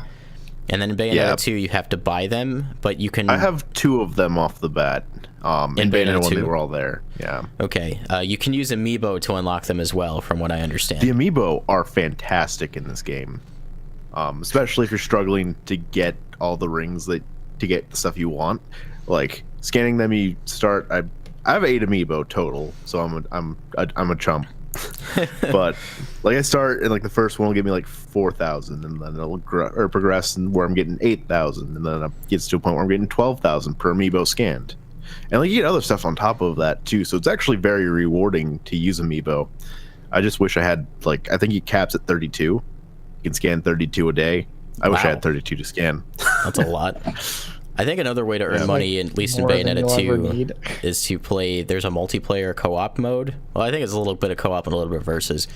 But essentially, it lets you play the verses that you've played in the single-player story. And you can play with randoms. You can play... they added the ability to play locally over local Wi-Fi with the Switch version. But you can also play as other characters in that mode, and that's a good way to also rack up some rings while also getting some extra value out of the game you just bought. We'll have to try that out sometime. I'll have to buy Bayonetta 2 to do that, though. Aw. Buy Bayonetta 2. I probably will at some point, because I absolutely adore those games. On the Switch, man. Yeah. If you don't have it on the Switch, you need to buy it a second time. That's how it works. I didn't buy it the first time, so it would be the first purchase for me. I borrowed it from Josiah to play it. I've only played Bayonetta once, and I think it might have been on your Wii U, Brandon. I would like to pick those games up eventually. There's so many games, though. So many games, only so much money, you know? I mean, but that is definitely on my list. You get Bayonetta 2, you get Bayonetta. And so if you can find it on sale, you know, pick it up. If you can't... Yeah, no, I think that's one of the things I might have to wait for. Maybe... But with Nintendo, you never know. You got to be careful because the first game on Wii U again, it isn't very quickly became unavailable, and then they had a second print that did not include Bayonetta 1. There's a possibility that'll happen again. I don't know for sure. I want to say Bayonetta is available on the shop because I mean, when you buy the game, you get a redemption code. Yeah, that might also happen. I might just end up. So, for example, they released the Resident Evil Revelations collection, which was Resident Evil Revelations and Revelations 2. And I decided, well, I haven't finished the first game. I'm not going to buy both games unless I can finish the first game and enjoy it. So maybe I'll end up doing the same with Bayonetta. Maybe at some point I'll invest in Bayonetta, and then at some point down the line, I'll buy Bayonetta 2. Highly recommended from me and Paul, by the way. It's still kind of a cult game. I think it's gaining more status because of Nintendo. And obviously we have Bayonetta 3 coming. I just watched the teaser and I'm already excited, not knowing. I think I'm on chapter 5 of 2, and I'm already just excited to go to the next one. I don't know how it's going to get from here to there, but crazy stuff's going to go down because just the teaser, which is like 50 seconds, is insane. Yeah, they're alluding to some pretty dark things. And I think it's safe to say that we can expect a Bayonetta 4 down the line too. Did they already start talking about it? They've mentioned it, yeah. I think it was Kamiya specifically who was saying, like, I already have ideas for the 4th game, you know? I love that. So maybe not, but chances are, if it meets or exceeds expectations, that we'll probably see a Bayonetta 4. That's probably another Switch exclusive down the line. One would hope. But if it does become multi-platform, that's good for everybody. Bayonetta 1 the fact that has a Steam Nintendo has release kind of now. cradled it. Has Well, allowed if it weren't for to Nintendo, thrive. we wouldn't have a Bayonetta anymore. So, right, we're very I thankful want to to say them. not only was it on Steam, I think it's also on Xbox. And It was originally an Xbox 360 exclusive. The graphics comparison had a lot of different platforms it was switching between, so it's got availability. First on 360, later on PS3, eventually on Wii U, and then after that on Steam, if I remember that correctly. Other games we've been playing this week. Monster Hunter. That. Always. Pretty much You just that. assume that it'll always be on. I have not honestly played a ton of Monster Hunter this week. Neither have I. I logged on for the Aloy quest, got all my Aloy armor, got the Aloy bow. I got the bow. Holy cow, that costume's awesome. Just like, what a cool collaboration. Yeah, It's actually pretty functional, essentially too. not even a costume. Like it's just as like a skin change. Yeah, Like, your character doesn't look like you anymore. It just looks like Aloy. you're just Aloy. Yeah, and I think that's pretty cool. Which brings me to the fact that I would love to pick up Horizon Zero Dawn. Braveheart. Yeah, Horizon Zero Dawn at some point. No, I said brain and fart. I like my answer better. Well, and it was also a very logical combination because Horizon Zero Dawn has a lot of similarities to Monster Hunter. The worlds are very similar, despite the contrast in technology. So it was really cool to kind of see two PS4 titles come together in a really neat collaboration. And done better than the Street Fighter crossover. Yeah, I didn't have to That we own can't Horizon do. Zero Dawn to play this one. I mean, Street Fighter But Quest will come later. surprise, we actually do own that one. We own the good game. We do. We own the good game. So yeah, that Can we talk about the even more important piece of DLC though? the Wiggler Take it away, helm. man. The Wiggler helm. Can I ask, what is it? I've seen it and I love it. What is it? That's the Wigglers in the Coral it's Highlands. Yeah. They stick out of the ground. And you it's just catch a 'em. helm, and it's amazing, and that's all I'm gonna wear from here on out. It has like a slight motion to it that's like really comical. You sent this video to us with the two hunters wearing the helm doing an arm wrestling match, or I think Levi did. Someone did. Yeah. I did, yeah. And then just watching like their heads kind of wave just while they're arm wrestling, it added a whole level of comedy to the whole interaction. Super funny. And Monster Hunter's been known for these Fascinated kinds to of helmets, just like see- really yeah. ridiculous helmets. Like I think Monster Hunter Tri, there was a helmet that was just a jaggy head. It's like the most unthreatening monster in all of Monster Hunter. Yeah, it makes me excited to see like what other little items they're just gonna throw in there. I'm also, we've had this discussion outside of here again and again and again. What is DLC going to look like in the long run for Monster Hunter? We know Devil Joe is coming in the spring. And for those who have played Monster Hunter in previous generations and know what Devil Joe is, that's some exciting content right there. They headlined it with one of the most popular monsters in the entire series. Yeah, so I wonder if this is like, okay, we're gonna wait a minute, let everybody finish, everybody gets a high rank, everybody just kind of like, oh, well, what next? And then maybe we'll get like a steady flow of other monsters before the inevitable G rank. Please. Yeah, I'm kind of hoping for a model like that myself. I'll be the first to admit I'll be more than willing to pay for premium DLC if they go that route with a G rank expansion. I have gotten more than my money's worth just out of the base game at 150 plus hours or wherever I'm at right now. Yeah, I'm at like 140. Yeah, so like I haven't crossed 100. Sorry, guys. I'm more than willing to put some money down, but I think a freemium model probably works better here in the West. So if they decide to go that route, obviously I'm not going to have any complaints. Yeah, I'm actually anticipating for like a new thing like that we're gonna get it like free DLC, but I think they'll continue expanding the amount of content, paid extra content with gestures and stuff like that, especially if it's something compelling. Like, I paid $4 for a gesture. I did too. The Hadouken dropped and we're like, I need this. I need to be able to use the Hadouken. So I think, having content like that, they can definitely continually monetize this game in a way that's reasonable, that doesn't restrict the core content. And again, if you get people to play this game long enough, they're going to say, I play this game all the time. I don't mind spending $4 here or there for a gesture or this or that. If it adds to the experience in an interesting way, then I think that's how it'll go. Yeah, and I'm very confident in the Monster Hunter team because their post-launch support for this game has been incredible so far. If you're on Xbox. If you're not on Xbox, we're a month out, and there's weekly event quests. Just every couple of weeks we get like a really cool event quest with some kind of like special gear we can get. Sometime next month is probably when Devil Joe is going to come out, if not in April. So like, if you bought into this game on launch day, you've had plenty to play with.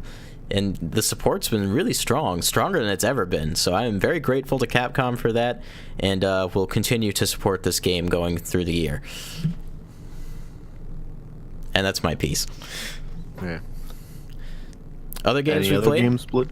Yeah. I've played a couple, actually. So like I said, I've been working on my game table, so I haven't had a lot of time to actually sit down and play some major games. Like there's a Kirby Star Allies demo out on the European eShop. I haven't had time to download that and play it yet. I'm assuming it'll come to North America at some point, so I might just wait for that to happen. Also, the Luigi's Balloon World DLC, I haven't gotten a chance to play yet. I've heard stellar things about it. I'd really like to just sit down and try it. But game table has to come first because it's, like I said, that's the way it works. The project's got to get done. But because of that, and this is kind of strange for me, I've actually taken to a couple mobile titles. So on my iPhone, I'm currently playing Alto's Odyssey.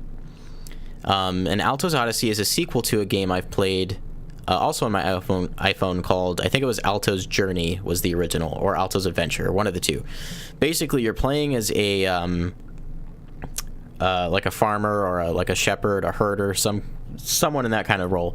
But basically, you have a sandboard, and you're boarding down these hills, so it's like an endless runner in that way. You're collecting coins, you're doing jumps, you're doing tricks, but it's kind of like Celeste in the way that the game does not laugh at you for making mistakes. So like to put it in perspective, excuse me, oftentimes your run will end because you run into a rock or you fall off a cliff, and when that happens, the game's like, oops. Oh, but it happens. Try again. And I'll be like, okay, I'll just hit the button and I'll go right again. It has very soothing music, just really cool art. You might remember the level in Donkey Kong Country Returns. There's a level that's played like entirely in silhouettes with like a sunset background. You might know the level I'm talking about. Alto's the Alto games are presented in a style fairly similar to that. It's minimalist art, and it plays with light. But the thing I like about the Alto games is that they're just really relaxing, and that's what they set out to do.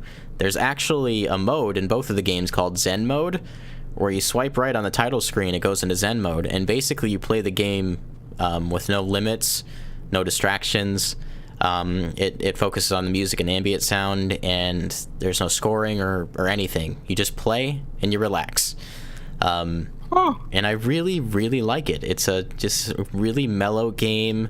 The physics are really on point. They feel really nice. When you go off a jump and you hold the touch down, you'll just start spinning backwards, and you can do flips. You get points for doing tricks, and I just kind of play it, and I feel good. It's delightful. Yeah. Alto's Odyssey adds a couple things. I'm in the third area, so once you've traveled a certain amount of distance and done a couple missions, they'll give you missions for things that they want you to try to do, like do 2 backflips in a row, jump off a rock, stuff like that. When you complete those, you'll get access to new areas. And I got to a point in Alto's Odyssey, which is the second game that I'm playing right now, I got the ability to wall ride. So there are certain walls with a certain type of texture, and when you jump off of cliffs, you can latch onto these walls with your board and slide off of them, so you can gain a little extra height and a little extra speed. And it's just one small element, one additional maneuver that I can do in the game that just added a whole new breath, a whole new life to it. So if you haven't tried Alto's Adventure, which is the first one, look it up on your phone. I believe it was free. I think there's a light version, and then you can pay, I think, to get ads removed or something. And then Alto's Odyssey, I think I paid $2.99 for, or maybe it was $3.99. But very good, very enjoyable, relaxing games. $3.99 well spent. Oh yeah, I've gotten a ton of playtime out of it already. And I've also been playing a game developed by HAL Laboratory. It's called Part-Time UFO, and this game is super cool. So basically, the game starts, and you see your little UFO guy is really tiny. It has a Yoshi's Island and WarioWare-ish kind of look to the art direction. You see your little UFO guy. He floats down into Earth, and this truck driver, he's an orange farmer, and his truck crashes, and all of his oranges fall out of the bed of his pickup truck. So he's like, hey, I need you to get these oranges back in my truck for me. So you're this little floating spacecraft UFO, and you have this crane. So there's a crane button, you press the crane button, your crane comes down, and it latches on to objects. So you're tasked with picking up his oranges and picking up his crates and putting them back in the bed of his truck. And it uses a physics engine, so when you pick things up, there's a natural sway to the weight of the object, and you have to stack them on these surfaces in a way where they won't fall off. After you do that, he's like, hey, you're good at working. You should get another job. And he takes off his hat, and he gives you a magazine of job listings. And that's the beginning of the game. It's Part-Time UFO. So from that point, you're given all types of different games and scenarios where you have to use your UFO and its crane to accomplish different types of tasks. So as an example of that, there's one where you're assisting a sailor who's out fishing, and you have to take your crane into the water, catch fish, and then pile them up on the boat. And when you're doing these tasks, there's tertiary tasks that you have to do, or subtasks to get medals. So in the case of the fishing one, there was 5 specific fish that he wanted me to catch. So I catch all 5 fish, I get a medal. There's a sea urchin trapped in the bottom of the ocean. If you grab that, that's another medal. There's one where you have to pick up pieces of a stone temple, an ancient temple, and you have to assemble the temple back together. And there's this little statue with a dude who's sitting on it. He's in the video version, I just made a weird face. And if you manage to get him sitting on the building, you get a medal for that. So it's just these series of situations and scenarios that play out in that way. And you get money. You can use that money to buy outfits. And some of those outfits will assist you in different ways. So I have I think it's a samurai outfit. It actually lowers the amount of sway that happens on the objects on my crane when I pick things up. So it's easier for me to set things down. There's the sailor one that I have also makes the crane come down faster. So they assist you in these different ways. There's all kinds of little outfits. And on a scale from 1 to Smash Bros, how familiar is the UI? I don't think well, it's colorful, but I wouldn't say it's exactly Smash Bros. Okay. That's more Sakurai's wife. But holy cow, what an adorable, enjoyable little game, and from HAL Laboratory to boot. If you haven't seen it or haven't heard of it, check it out on YouTube or just look it up in the App Store. It's really cool, really fun. I think it was also $3.99 or $4.99. It's a premium title, but there's no like ads or any of that other stuff that comes with the App Store. Just a very complete experience, beautiful art direction, really funny and charming, with great gameplay to boot. So definitely check it out. So it's like the mobile game version of you. Yes, exactly. I guess the best way I can You're put a sweetheart, Paul. I try. The best compliment I can give Part-Time UFO is it feels like I'm playing a DS game. I don't feel like I'm playing a mobile game. I feel like I'm just playing a video game. I think that's the best possible compliment I could give it.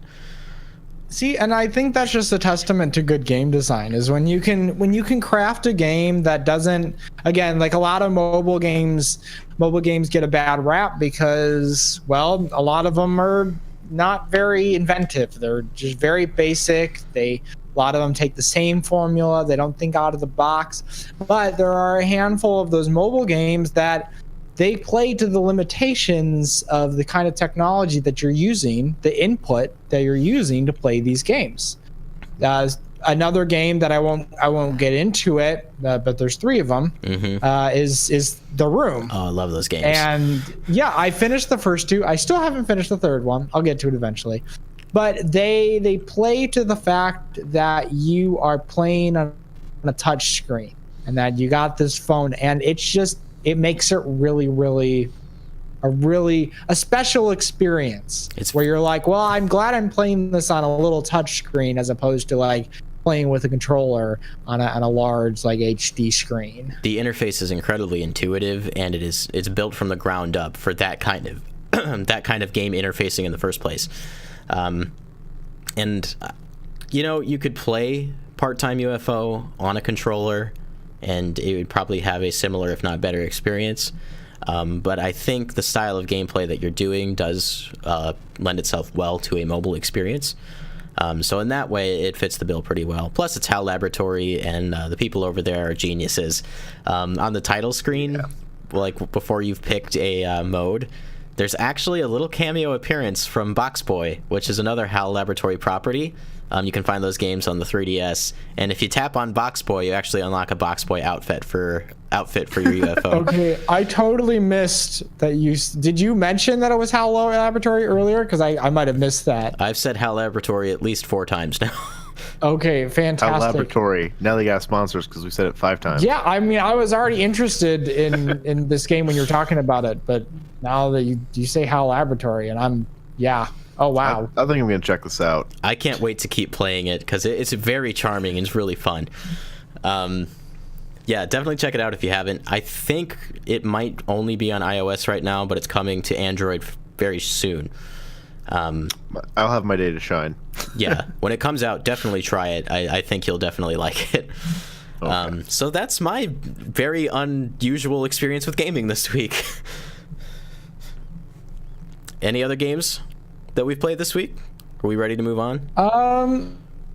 I think I need to move on if you guys are. Okay. Yep. So before we get into the news and the main topic of today's episode, I'll give you a little update on the game table project I've been working on. So if you're watching the video version, you should now see a preemptive picture from before the project started. This is us loading the wood that we purchased over at Lowe's into the bed of the truck before we took it back to the house. That's wood. Yeah, it's wood. So obviously I didn't really know how this project was going to go. I've never done anything like this before. But we somehow managed to make that random pile of wood look like that at some point. So in this picture, this is actually the underside of the table. At this point, my wife and I, we've assembled the sideboards for the railing, the supports for the railing. If you look at the top there, you can actually see the supports for the legs. And on the underside is the play surface. As of last night, we're currently at this stage. The play surface is currently installed. You can see on the outside railing ring, there's actually 8 cup holders and 8 dice trays that we've installed. So this is the ultimate board gaming table. On each side of the table, it's pretty dark, but you can see a hole for an outlet. The table is going to be powered by electricity, so on each side there'll be an outlet for people to charge their phones or whatever. So in cases of games that require like mobile interaction, that won't be a problem anymore. But that's kind of where we're at with the table right now. Actually, right now as we're broadcasting, my wife is out in the garage sanding and hopefully by now staining the table to put those finishing touches on. A quick idea here. What's that? If you have outlets for electricity, you need little slots to set your phone in so it sits up. Oh, that's a good idea. It's a little late now because we're probably done with the table before the show's over. You could just put that in the dice tray. I could. You just get a saw and you just make a you make a little slot. So that's where we're at with the game table. I've been documenting the entire experience on my Canon camera. So I'll make a little like 5 to 10 minute documentary with a little bit of narration over it, explaining how we built the table, crediting the person on Board Game Geek who actually designed the table in the first place, and I'll put that on YouTube as soon as it's done, probably sometime next week for you guys. So check that out. It's really cool. I can't wait to play on it. Hopefully tomorrow will be the break-in session for the new board game table. I've had Gloomhaven sitting in my basement waiting to be played. I bought all the extra stuff for Gloomhaven that I need in order to put it back in the box and organized. I had to buy tackle boxes to put this game together. I have 4 tackle boxes that are going to fit inside the box in order to organize this game. That's how much stuff is in there. I think I can drive 3 hours tonight. It'd be a part of our first session. That'd be so cool. It'll be here next time you're in town. The table is built mostly for really long gaming sessions. I want my players to be comfortable, to have the things that they need. They can have a drink by them with less risk of ruining any of the things on the table. And then the dice tray, I'm really happy that we added the dice trays, because the dice trays are going to be a great way for people to like store tokens, or if they want to lay their phone in there, just get some stuff out of the way and leave the table to the gaming. That's the main thing. Table is all about the gaming. That should be the only thing that's on the surface. So I'm very excited. I'm even slightly a little bit maybe inspired to build more furniture going forward. We'll see what happens with that. Make chairs. Yeah, you gotta do chairs now. That's what Michaela keeps saying. The table supports 8 seats, 8 players, so I'd have to build 8 chairs, and that would take quite a bit of time, I imagine. But you need 8 chairs, man. I do need 8 chairs. I was talking to our buddy Alvin, who's coming back from the Army this weekend officially, or this coming weekend. And he was like, I'll be on the lookout for rolly chairs for you if I can find them on the cheap. And I was like, thanks, Alvin, you got my back. So that's where the project's going right now. Just wanted to give you guys a quick update on that. Logan, did you have anything to talk about? I think I saw something in the notes. Yeah.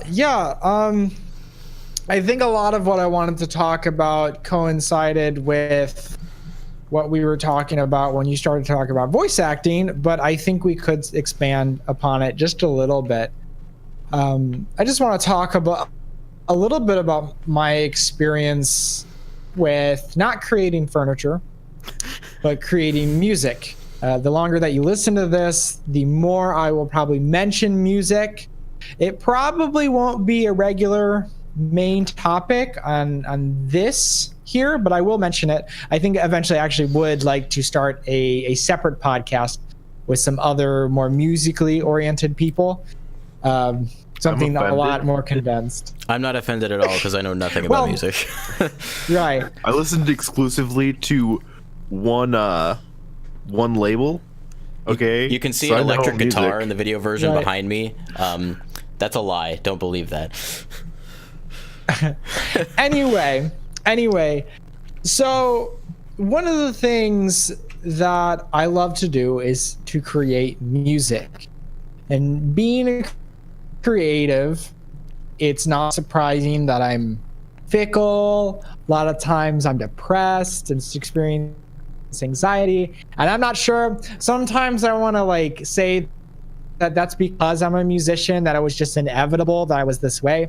But I think it might be vice versa. I think it might be the fact that I do experience all these things. And I think obviously other people can experience these things and gravitate towards other things. But for me, that comes through my music, my expression, who I am. My main thing, even though I love video games, I love talking about movies and all these things, my dream is to create music and at least have that be a large part of how I sustain myself mentally and hopefully eventually financially. For those of you who don't know, real quick, Logan is actually the person who's done the majority of the musical pieces you'll find on the Break Room Arcade and the Breakdown podcast. All the musical assets are pretty much Logan, to give you an idea.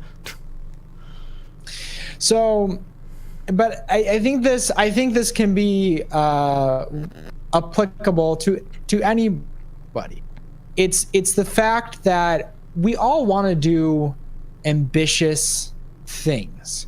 We all want to create things that are of note, that people want to talk about, that people want to post about on the internet, that people want to continually explore. I want to make an EP, I want to make an album that will have people react to it in a similar way that I have recently reacted to something like Call Me By Your Name, where they want to dive into it again and again and again.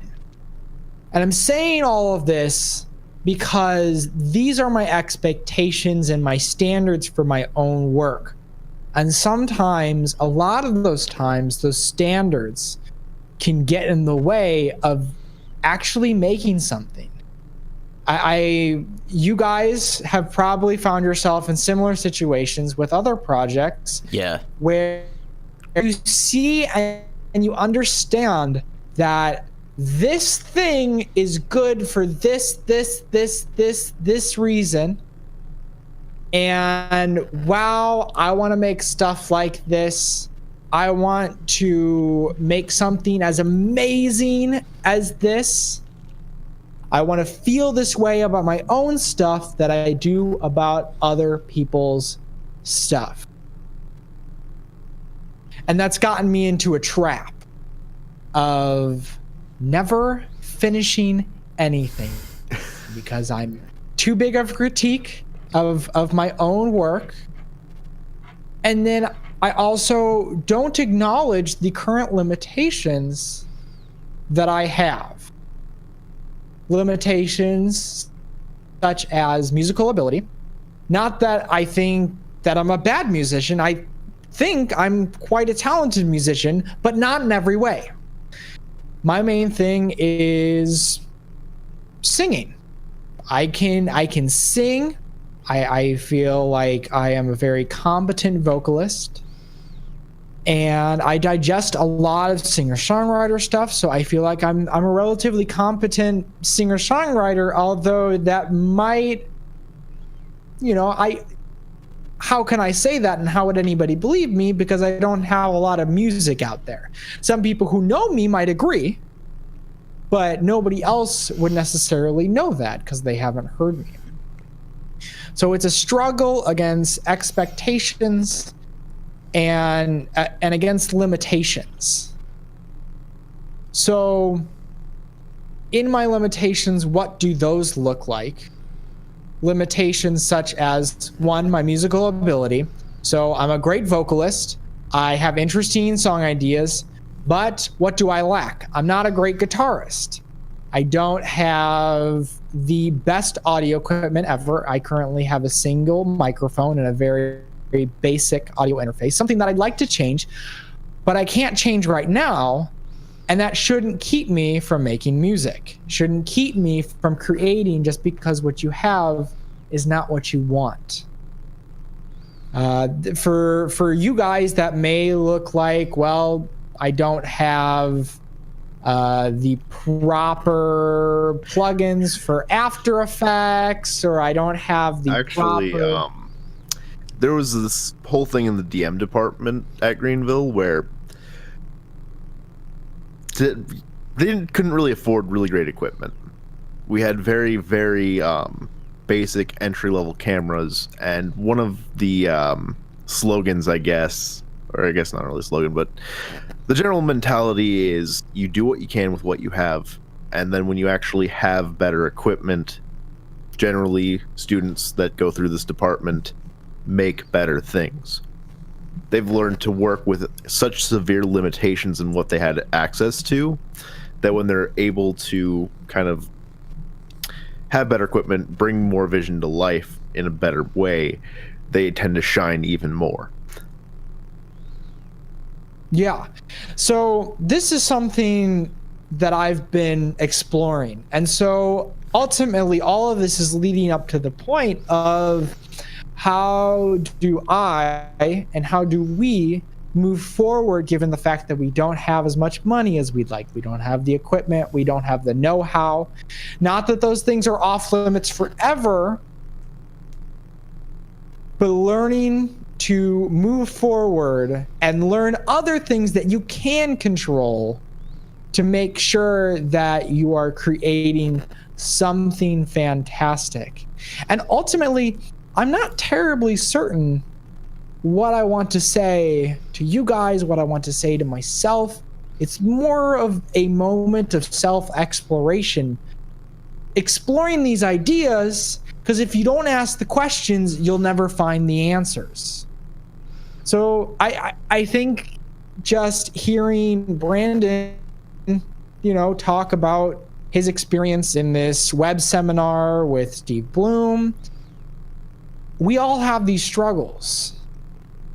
And so what are ways that we can move forward even without this stuff? Well, you have the entire internet at your disposal. Yep. You can figure out tips, you can figure out tricks, so for me, in terms of audio, that can be like, well, I can learn how to mix better just given some of the basic stuff that I have within some of the DAWs that I use. Or maybe for me, I have a hard time finishing things. So how do I finish things? How do I say when to stop and when to complete something? When is something completed? Because that's another huge issue, is you want to add and you want to add and you want to add because you think this will be better, you want to change things. But at a certain point, you have to ask yourself, when is something finished? And nothing's ever truly finished, which should honestly give us a breath of fresh air. Because there's always different places in any given project. Mm-hmm. So asking yourself, saying ways that I have figured out that I can do this. Set time limits. Set a due date. Say, I want to finish this, whatever it may be. Maybe it's a song, maybe it's a video. I think realistically, I can accomplish something that I'm proud of within a week. Okay, so how do you do that within a week? Plan it out. Okay, what needs to be done? What assets need to be created? What processes need to be processed? And what's a realistic timetable for that? Maybe it's something small, maybe it's something large. Or if I'm writing a song, well, what happens if I decide the structure of the song before I even start building up the content? So changing up the formula, because you've heard songs that are verse, chorus, bridge, chorus, ending. And you've heard that same structure a million times. Well, what if instead I decide that I'm not going to just make a bunch of verses and chorus, and I'm going to do 3 verses, and then I'm just going to have like an ending like proclamation that changes it up? Or how long do I want the song to be? Decide that beforehand. Limit yourself before your limitations start bearing down on you. That's good advice. Yeah, because if you let the scope get too wide, you'll end up discouraging yourself because you'll find things that you're not quite yet able to achieve, at least not in the way that you initially envision. I found myself doing that a lot in earlier endeavors, just on YouTube and in my personal work, where I'd set goals and have ideas that I want to accomplish that are just like so broad in scope that there's no way I'm ever going to get it done, at least not at the current state that I'm at.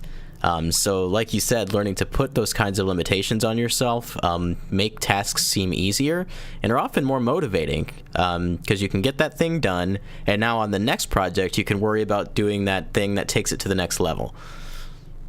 Yeah, and it's really about having those milestones. Those milestones of, I did something fantastic. And then you feel good about yourself and you feel motivated and you're like, well, I've already done all of this. That's easy. What can I build on top of this? What can I add? How can I be ambitious in a different way? So you're still playing to your limitations, but all of a sudden, because you've completed something, because you have this familiarity with this process, that you know that you can do this process. You can create a song, you can create a short EP, you can create this video, whatever it may be. Well, now I can focus on limiting myself in other ways or raising some of those limitations, because based on what I've done, my limitations have just naturally raised themselves. So a good example of that is not just, okay, I don't have the right equipment or I don't have the know-how. It's like, well, do you have the right people? Mm-hmm. Because a lot of projects involve people. Yeah. If you look at any great project, fantastic movie, amazing album, there's not just one person involved. It's a whole host of people. To reach new heights, you have to look at the resources that are currently available to you. And easily one of the best resources available to anybody is the people surrounding them. Make friends, connect on that level, find reasons to create together. Find a reason to do a weekly podcast on the internet, even though you don't hardly have a following.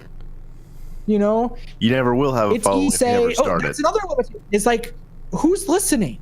Who's listening? Well, one of the limitations is like, we don't have the outreach.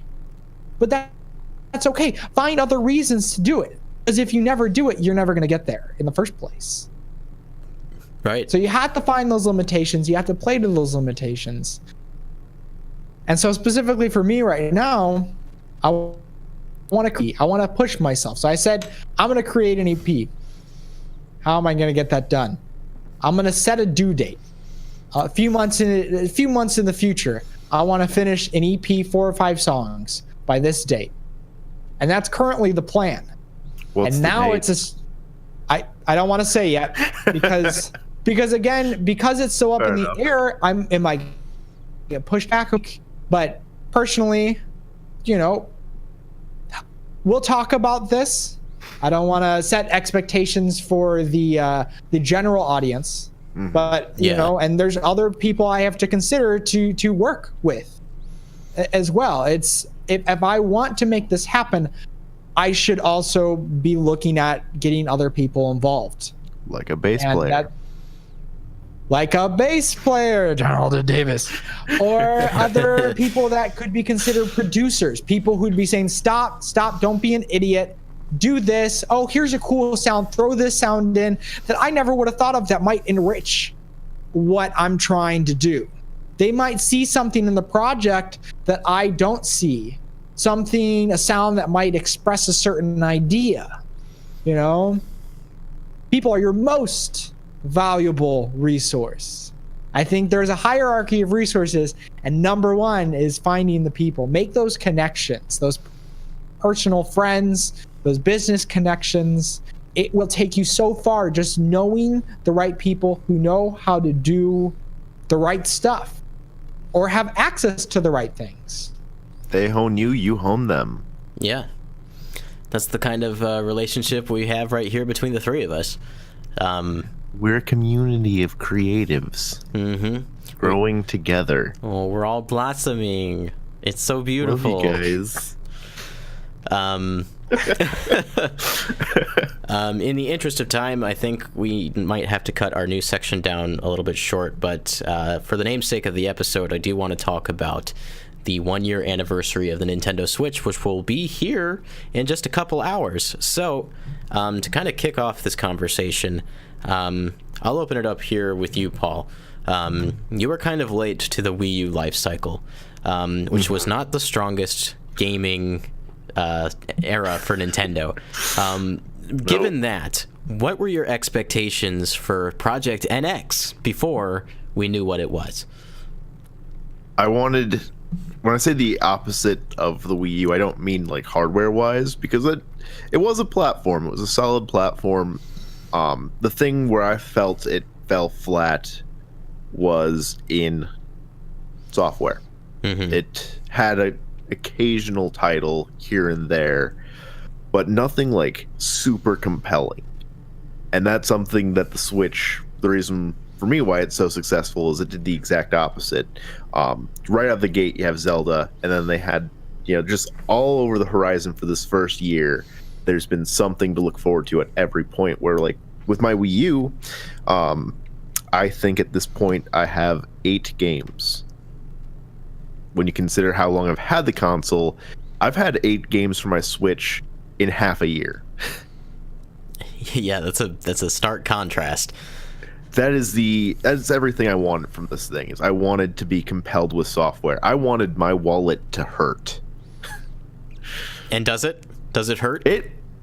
Right now it's not burning as much, but that for the most part that first year it hurt. I spend so much money on my Switch and games. My Switch is just packed like with indie games and just digital downloads. That's the majority of my library, I think. I've got like 6 games on cartridge, and then everything else is digital. Same. I've definitely bought a handful of games twice just for the novelty of having it on Switch. And that seems to be a trend that a lot of people are following up with. We got Dark Souls coming out, and Payday 2 just came out, the Resident Evil Revelations. Logan, that's the second time you own that? Yeah, Naruto Ultimate Ninja Storm Trilogy is coming to Nintendo Switch, which me and Paul are very happy about. Hopefully it comes to America, because I'm pre-ordering it. It's coming to Europe. It's happening. Incredibly surprised if it's not coming to the West. As soon as the rumor hit, I'm buying it again. I'm buying it again. I've never played Storm 1 and Storm 2, so that's just a good investment for me, just to experience those games in the first place. I have them on Steam, but still, I want it on my Switch. So, bought. Paul's like, I have them on Steam, but the thing is, I want it on Switch. So, Logan, would you kind of echo Paul's comments? What were your thoughts on NX before we kind of got to this point? Yeah, I didn't own a Wii U. I remember at the Wii U's launch, it was a kind of exciting prospect. It became very apparent that the only people that were buying it were people who were buying it for Nintendo games. The actual hardware itself wasn't confusing, from a marketing standpoint. And then the whole idea of playing off TV, everybody was like, now I just want to take it anywhere, which they obviously fulfilled with the Switch.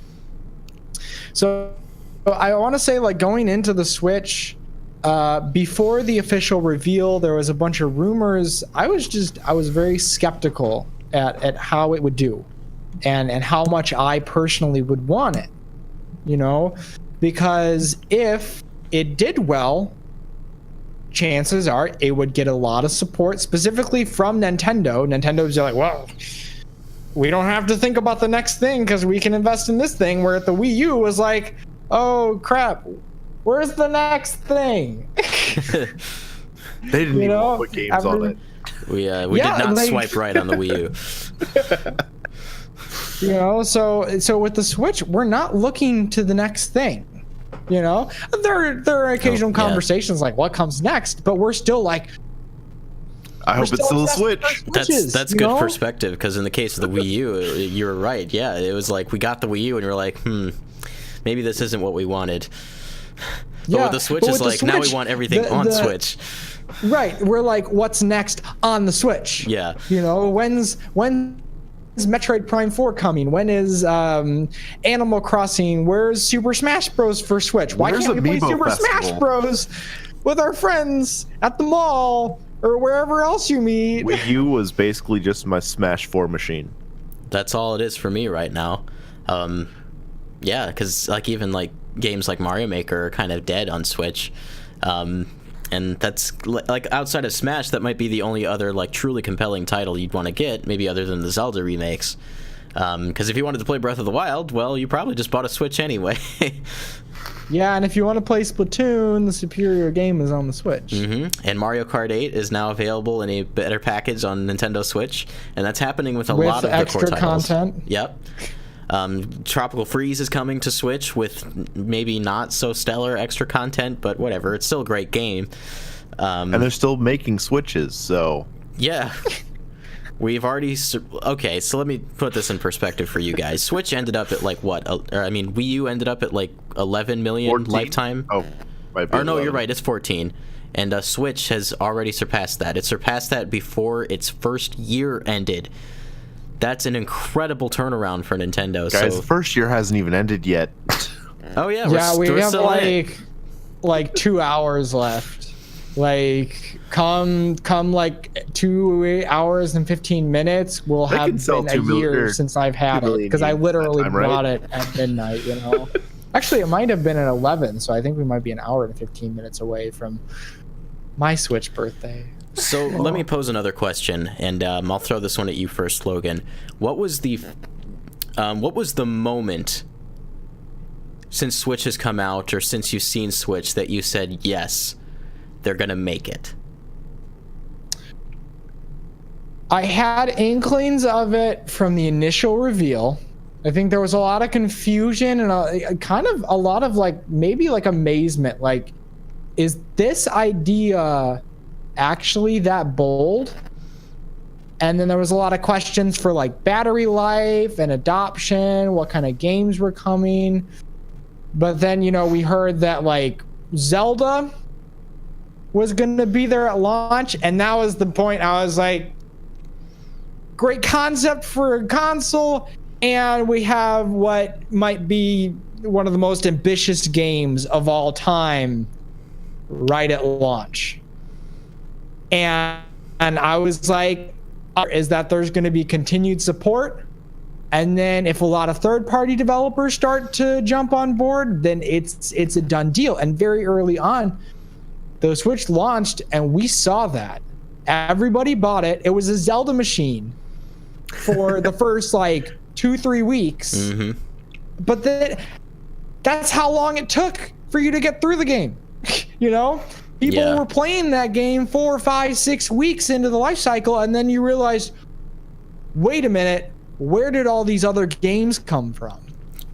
Mario Kart's on the Switch? When did that happen? Yeah, we got Mario Kart was here? like, you know, like a month afterwards. And then there was this whole host of indie games, and like the Switch is great for indie games. Great for indie games because, you know, especially if you're playing like, you know, mobily, it's easy to say like, I'm going to play I'm going to play a smaller experience as opposed to a larger experience. I like my larger experiences on my TV, but hey, if I'm playing like I bought, there's like some of the free to play like pinball games, and then I spent like $3 on like a Portal board, and so I can just pick up that and play a few things of pinball, and then I can switch over and play a little bit of Sonic Mania before I'm just back at my TV playing more Splatoon. And then I guess I'll throw that same question at you, Paul. What was that moment in the kind of life of the Switch, before and after launch, where you said, yep, this is it? I have 3. Okay. Wow. Yeah. Wow. The initial trailer, that was when I was sold. The October trailer? Because going into that, like, I think I can speak collectively for us. We were very anxious going into it.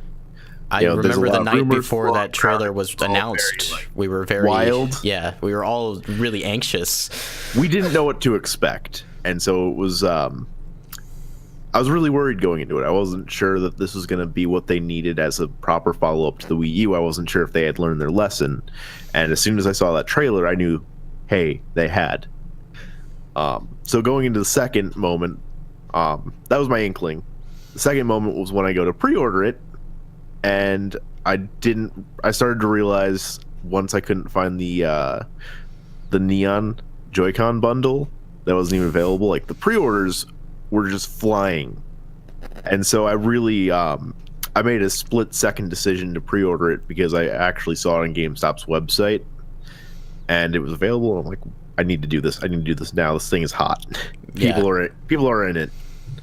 But the most important moment was last February. We got the opportunity to go to Chicago and try it out firsthand before the launch, and holding it in my hand, I knew. The hardware just felt right. Everything about it was just fantastic. The weight of it impressed me. Holding the Pro Controller. The Pro Controller. Oh gosh, the Pro Controller. Pro Controller. I gushed that doing the at the Splatoon booth. And just all around, like, it was a solid hardware. And so I just knew, like, they nailed this. This is going to be a success. I think I'm pretty much with you there, Paul. I was pretty much sold at the on the advent of the October trailer, just at the idea of playing in handheld and, you know, taking my big AAA games on the go. But, you know, you kind of sparked my memory here. So we played Splatoon 2. That was the first game we played when we were at the Nintendo Switch event. And we had all, before done that, we had all grabbed tickets, because you had to grab tickets for this, to play The Legend of Zelda Breath of the Wild. They had times on them for us to come back to the Zelda booth and to get our demo session in at our scheduled time. So I was sitting there playing Zelda. They gave us, like, what, 20 minutes or so? It was a pretty decently lengthy demo. So I'm sitting there playing Zelda. You know, I'm beating up baddies. The guy is... The Nintendo person is behind me telling me what to do, and I'm just ignoring him. I really was. And then with like 5 minutes of the demo left, he said, "Don't forget to take the Switch out of the dock." And I said, "Wait a minute." And I put the Pro Controller down. Well, I think I had a grip. I put the grip down, and I picked up the Switch, and I pulled it out of the dock for the first time. And I said, "Oh my God. This is real technology. They've actually pulled this off." And that was the exact moment that I knew that it was going to be a huge success. Because that was a great event to really convince you. Things that you wouldn't even expect. Like the Pro Controller was something that I was like, there's no way they can expect me to pay $70 for this. I play one round of Splatoon. I'm going home and I'm pre-ordering a Pro Controller. I need this. I got to tell on the GameStop employee real quick. So the Pro Controller was sold out at the point that I was going to try and pre-order it. And I'm in the store and I'm talking to this guy and I'm like, "Yeah, I was really hoping to get a Pro Controller." And he's like, "Well, here's the thing. If you go onto the mobile version of the website, you can still pre-order the Pro Controller and have it shipped to this location, even though there's not any left. It's a glitch." And he told me straight up about the glitch. So I went home and I did it, and it worked. The pre-order went through, and he assured me. He said all the people who have gotten through this way, they have guaranteed them their Pro Controller. And guess what happened the night the Switch came out? You didn't get a Pro Controller. I got my Pro Controller. Whoa! Thank you, GameStop employee who will remain anonymous. To Master Edition. That didn't happen. It's a dream. But yeah, the Switch has been a monumental success over the last year. I am incredibly proud and happy to be a Nintendo fan at this time because we got through the dark ages. The Wii U era is over. So the last thing I kind of think we should talk about for the Switch's 1-year anniversary is we talked a little bit about this before, but Switch going forward. Admittedly, this year so far has been a little on the slow side, given we're only in March, so the majority of the year hasn't even happened yet. E3 hasn't passed yet. We don't know what's going to happen in that late half of the year. But is Switch still a success to you? Is it going to top last year? Is it going to even meet last year? What do you think? I don't know, I don't want to expect it to try and even top last year. Last year was... It's really hard to top that. A Zelda and a Mario game within, 6 months of it launching? Like, that's incredible. Yep. I want to see a lot of... Well, not a lot, but more things like, Mario and Rabbids, or not necessarily like huge, like, in-your-face titles. If we can get one of those, then to me this is a successful follow-up year. But I just want to consistently look forward to something. I want there to be a Switch game in my pre-order list on Amazon at all times. And I mean, so far, like, I haven't run out of things to pre-order, so I think they're gonna do it. It'll just take a little bit longer to fill in, like, the giant question mark, which is the second half of this year. But I'm no longer underestimating Nintendo. Like, so I believe that they have a lot just underneath the surface, just waiting to, like, pull it out. Like, hey guys, we got this for you. What? So is it safe to assume that you're at a point where there's no longer any skepticism? I do not want to doubt them again. So no. Logan, let's hear your piece. So I think in raw Nintendo software, we probably won't get what everybody is anticipating. That being said, I don't think it'll be dry. I think we will get a handful of gems, but I see this as a year that Nintendo is kind of allowing other developers to breathe a little bit. So they've built the install base. It has a ton of momentum. And Nintendo is looking to build out the user base in other ways. They're looking to reach new audiences. I think one of the biggest pushes they have, something like Nintendo Labo, to gear towards a much smaller audience, give people other reasons to buy this other than, like, we just want to play the newest games. You can do that. You can certainly do that. But there's other experiences to be had, and they're showing what's possible with what they have. So, we're already seeing things. We saw a release of Doom on the Switch. We are seeing a release of Dark Souls Remastered. And I don't think that's the end of those ports. Obviously, there's still other games that we know are coming to the Switch that are just still being developed. We're getting them a little bit later than the other, the other things, the other games that we've already gotten, post-release. There's games that, like, Wolfenstein has already been released, but we're getting that eventually. And I think this is good because it really, where the Wii was like, hey, we're a family console, I think the Switch is even more of a family console in an even more well-rounded way. So imagine a father who's like, wow, okay, I have my Switch and I've been playing Zelda. I went ahead and I bought Doom. I don't have all the money in the world for these video games anymore, but I can justify this because I'm on the go, I'm busy. But all of a sudden, maybe you have some younger children. Wow, okay, Nintendo Labo. So there's something for my kids to do as well. But then at the same time, I haven't gotten the chance to play through Dark Souls, so I'm going to go play through Dark Souls as well. And I don't have to buy these other consoles to do it. So objectively, buying a Nintendo Switch is the best choice for that, especially people who have a limited budget and, again, have other priorities in their life other than gaming. Whereas us, it's very easy to justify saying, oh, we're going to purchase a PS4 and a Nintendo Switch, and we're going to buy a gaming PC. Not everybody has that option.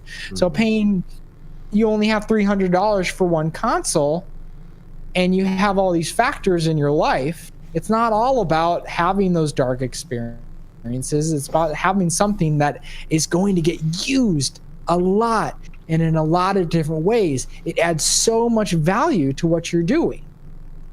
So I think that's what they're doing, is they're letting other people breathe, which also it allows Nintendo to breathe because they can relax about their first party titles. They've never been terribly rushed about getting their games out, but now they have really no reason to rush to get those games out. So I think we will get a level of quality from Nintendo that's even unprecedented for Nintendo, which is a high bar already. We will see games come out, but we won't be clamoring for them in the ways that, like, I don't have a game to play. No, we'll have games to play. Whether you just have a Nintendo Switch or you have all these other consoles, you'll have a game to play. And when those games come out, those are a drought. You know, like, for me, it's an opportunity. There's all these eShop games I haven't gotten around to picking up that now I have the funds that I was funneling into all these AAA titles that they kept rolling out. Now I can buy, invest in the eShop. Buy all these little titles that kind of slip past me. Yeah. Again, like, a lot of the times when people buy Nintendo consoles, they buy them almost exclusively for the first party titles. And that almost seems like it's not the case anymore.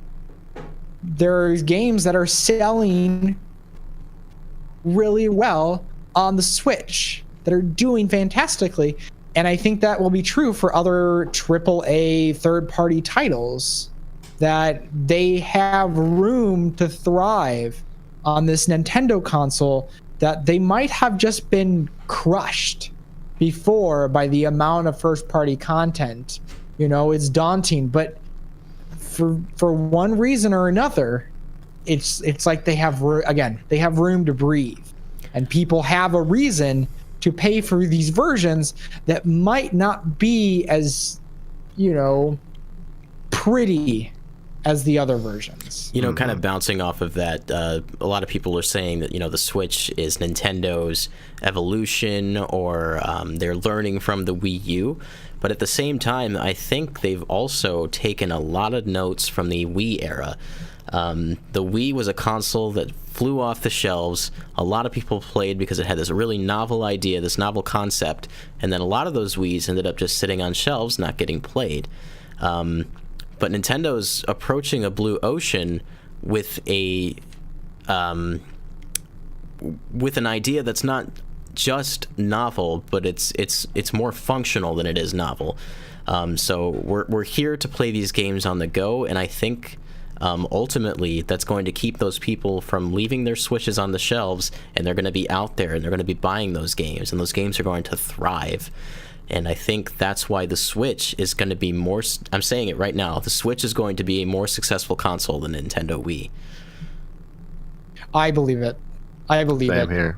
Especially, and it's all about the steps they take. So I think the next large step they have in front of them is showing, again, different ways that the Switch can be played, other than the fact that, like, we can play it on the go, which is a huge thing, but they need to continue to add to that value. They've actually done a very good job with that already with the Labo. The Labo is a very good demo of just what this machine is capable of and how it can be used. And who says they won't even take that a step further, because they're experimenting with VR. Yeah, you could see in the future, I think actually one of the big next steps that they have is showing us their online offerings. From the way they've been talking about it and they've delayed it, this isn't just going to be you're paying $20 a year for online. They want to offer something that is compelling, that's pushing the envelope of what it means to have an online service. And who knows what other things they have up their sleeve. Again, they have a lot of breathing room because the Switch is doing well, so they're making a ton of money. No, they're not worried about droughts because, one, we got a bunch of ports that we can do. We have a bunch of original titles in development. Look at all this third-party support. Look at all the indie support. On so many fronts, there's so many pillars of support. And so they don't necessarily have to worry. And so they can sit back and they can relax and think strategically about how they're going to handle the next thing. and maybe somewhere down the line within the next 1 to 2 years, maybe we'll hear something about a Switch revision, a Switch 2.0, something that's gonna just, maybe it's as simple as adding something that has more power and then releasing a few games that can take advantage of that, like the PS4 or the Xbox One X.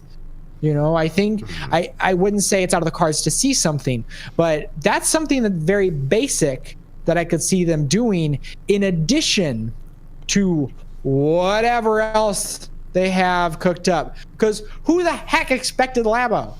Who expected that? Who anticipated something so off the wall? Everybody was like... It was left field from left field. They were like, hey, this is for kids and for kids at heart. And so everybody was like, it's not a direct. What are they going to announce? And it was like, this is like the coolest thing ever. I may not buy it, but you can understand, anybody, any person with half a brain can understand why this is a fantastic business move. Yeah, they're capitalizing on a market that plays with Legos, and we know exactly how that story turned out. A lot of us Switch owners are adults, but a lot of us are Switch owners who are adults with children.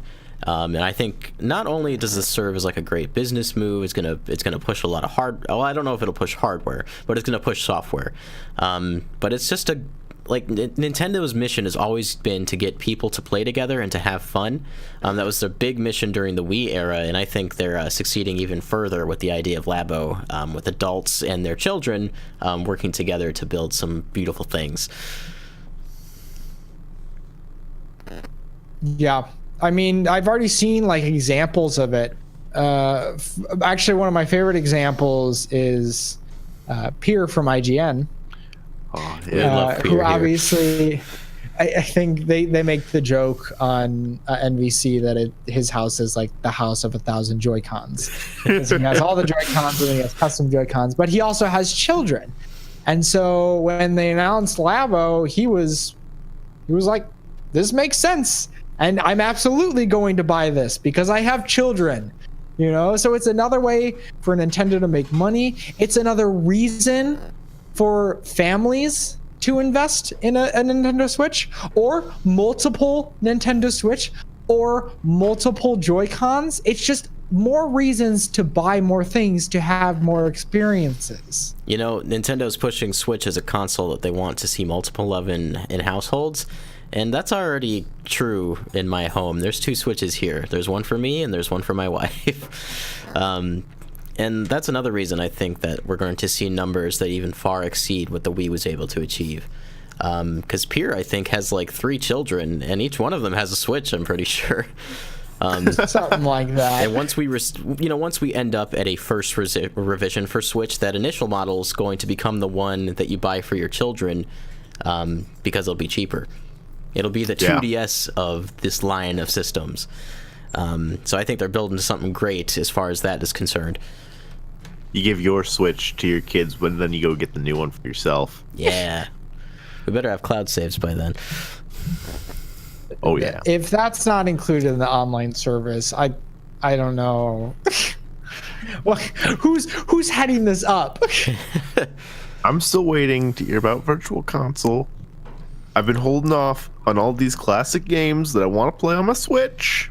As soon as I just want to play them, but I can't because they won't take my money. As soon as I'm they trying tell to us get my money, about they will not take it. As soon as they tell us about Switch Online, I guarantee you we're going to know the situation. I'm anticipating. Yeah. Yeah.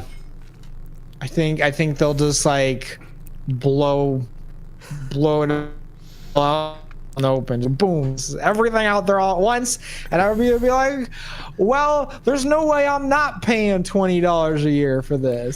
I'm anticipating, I'm calling this right now, September 14th. Your birthday? My birthday. It's when it Friday. Launches? It's the perfect day for them to launch. It's September 2018, right? Yeah. Yeah. It'll be probably, if it's not my birthday, it's going to be the week after the week before. Okay, and then here's the question. When are they going to talk about it? I was just about to answer that. Yeah, this is like you read my mind.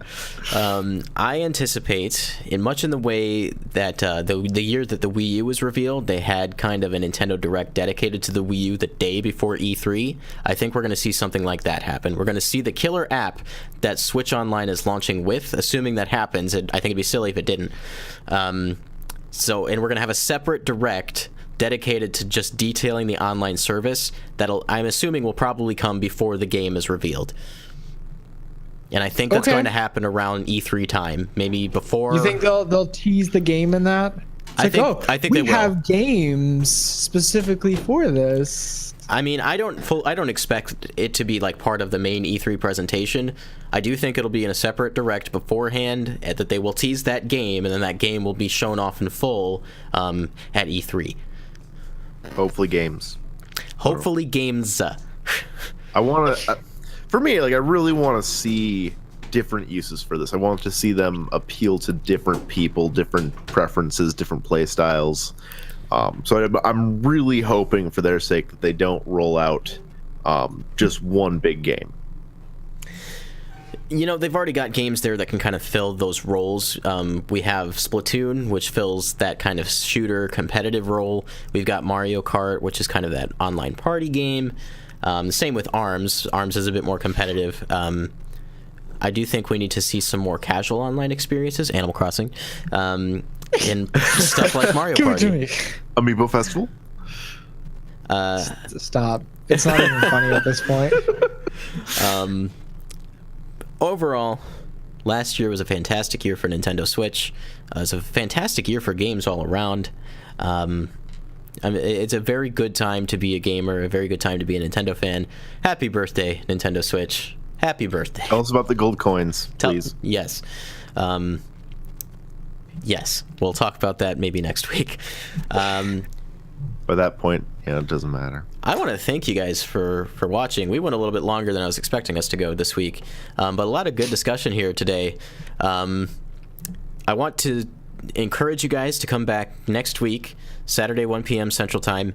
We will be speaking with the creators of Vulpine, Josiah and Isaac Gooden, about the development of the game, their successful Kickstarter, what it takes to build a game from the ground up like this, and the challenges that come with just being a team of two. So definitely look forward to that. If you want to send us your questions, do that at our Twitter's accounts that you can find under our names, under our screens here in the video version. I'm Brandon at Babababs. You can find Logan at LokiDoves or LoggyDoves. I don't know. How do you prefer to pronounce that? I need to know. LoggyDoves. At LoggyDoves. And you can find Paul at Gunnysaurus. You can find the Break Room Arcade collectively at Break Room Arcade on Twitter. You can find us on Facebook, on YouTube, on Twitch, on Instagram. Tinder. Join our Discord. Go to our website at the breakroomarcade.com, or it's just breakroomarcade.com, right? breakroomarcade.com. Join us on breakroomarcade.com. Scroll down to the bottom. You'll find a link to join our Discord server. If you join our Discord server, you can get involved in the conversation with us. Talk to us casually during the week. We'd love to have you and kind of build a group of an area for fans to discuss things there on Discord. I need anime recommendations. Please join us. Please tell us what's good. You can leave your questions there. You can find this podcast. It'll be available on Monday. You can find it on iTunes, Stitcher, and Google Play, and more. Anything that uses iTunes API, you'll be able to find our podcast available there. Please like, subscribe, and comment in all these places. It really helps the show grow. We'd very much appreciate it if you did that. It helps us grow. It helps us do this every week. Thank you, and please tell your friends. If there's nothing else that you guys need to mention, I think we can disband. We still love you. We love you. Guys. The Love Room Arcade. We love you. You can see that in the video version. Thank you guys for listening. Don't break your backs. Break in the games. But for now, break time's over.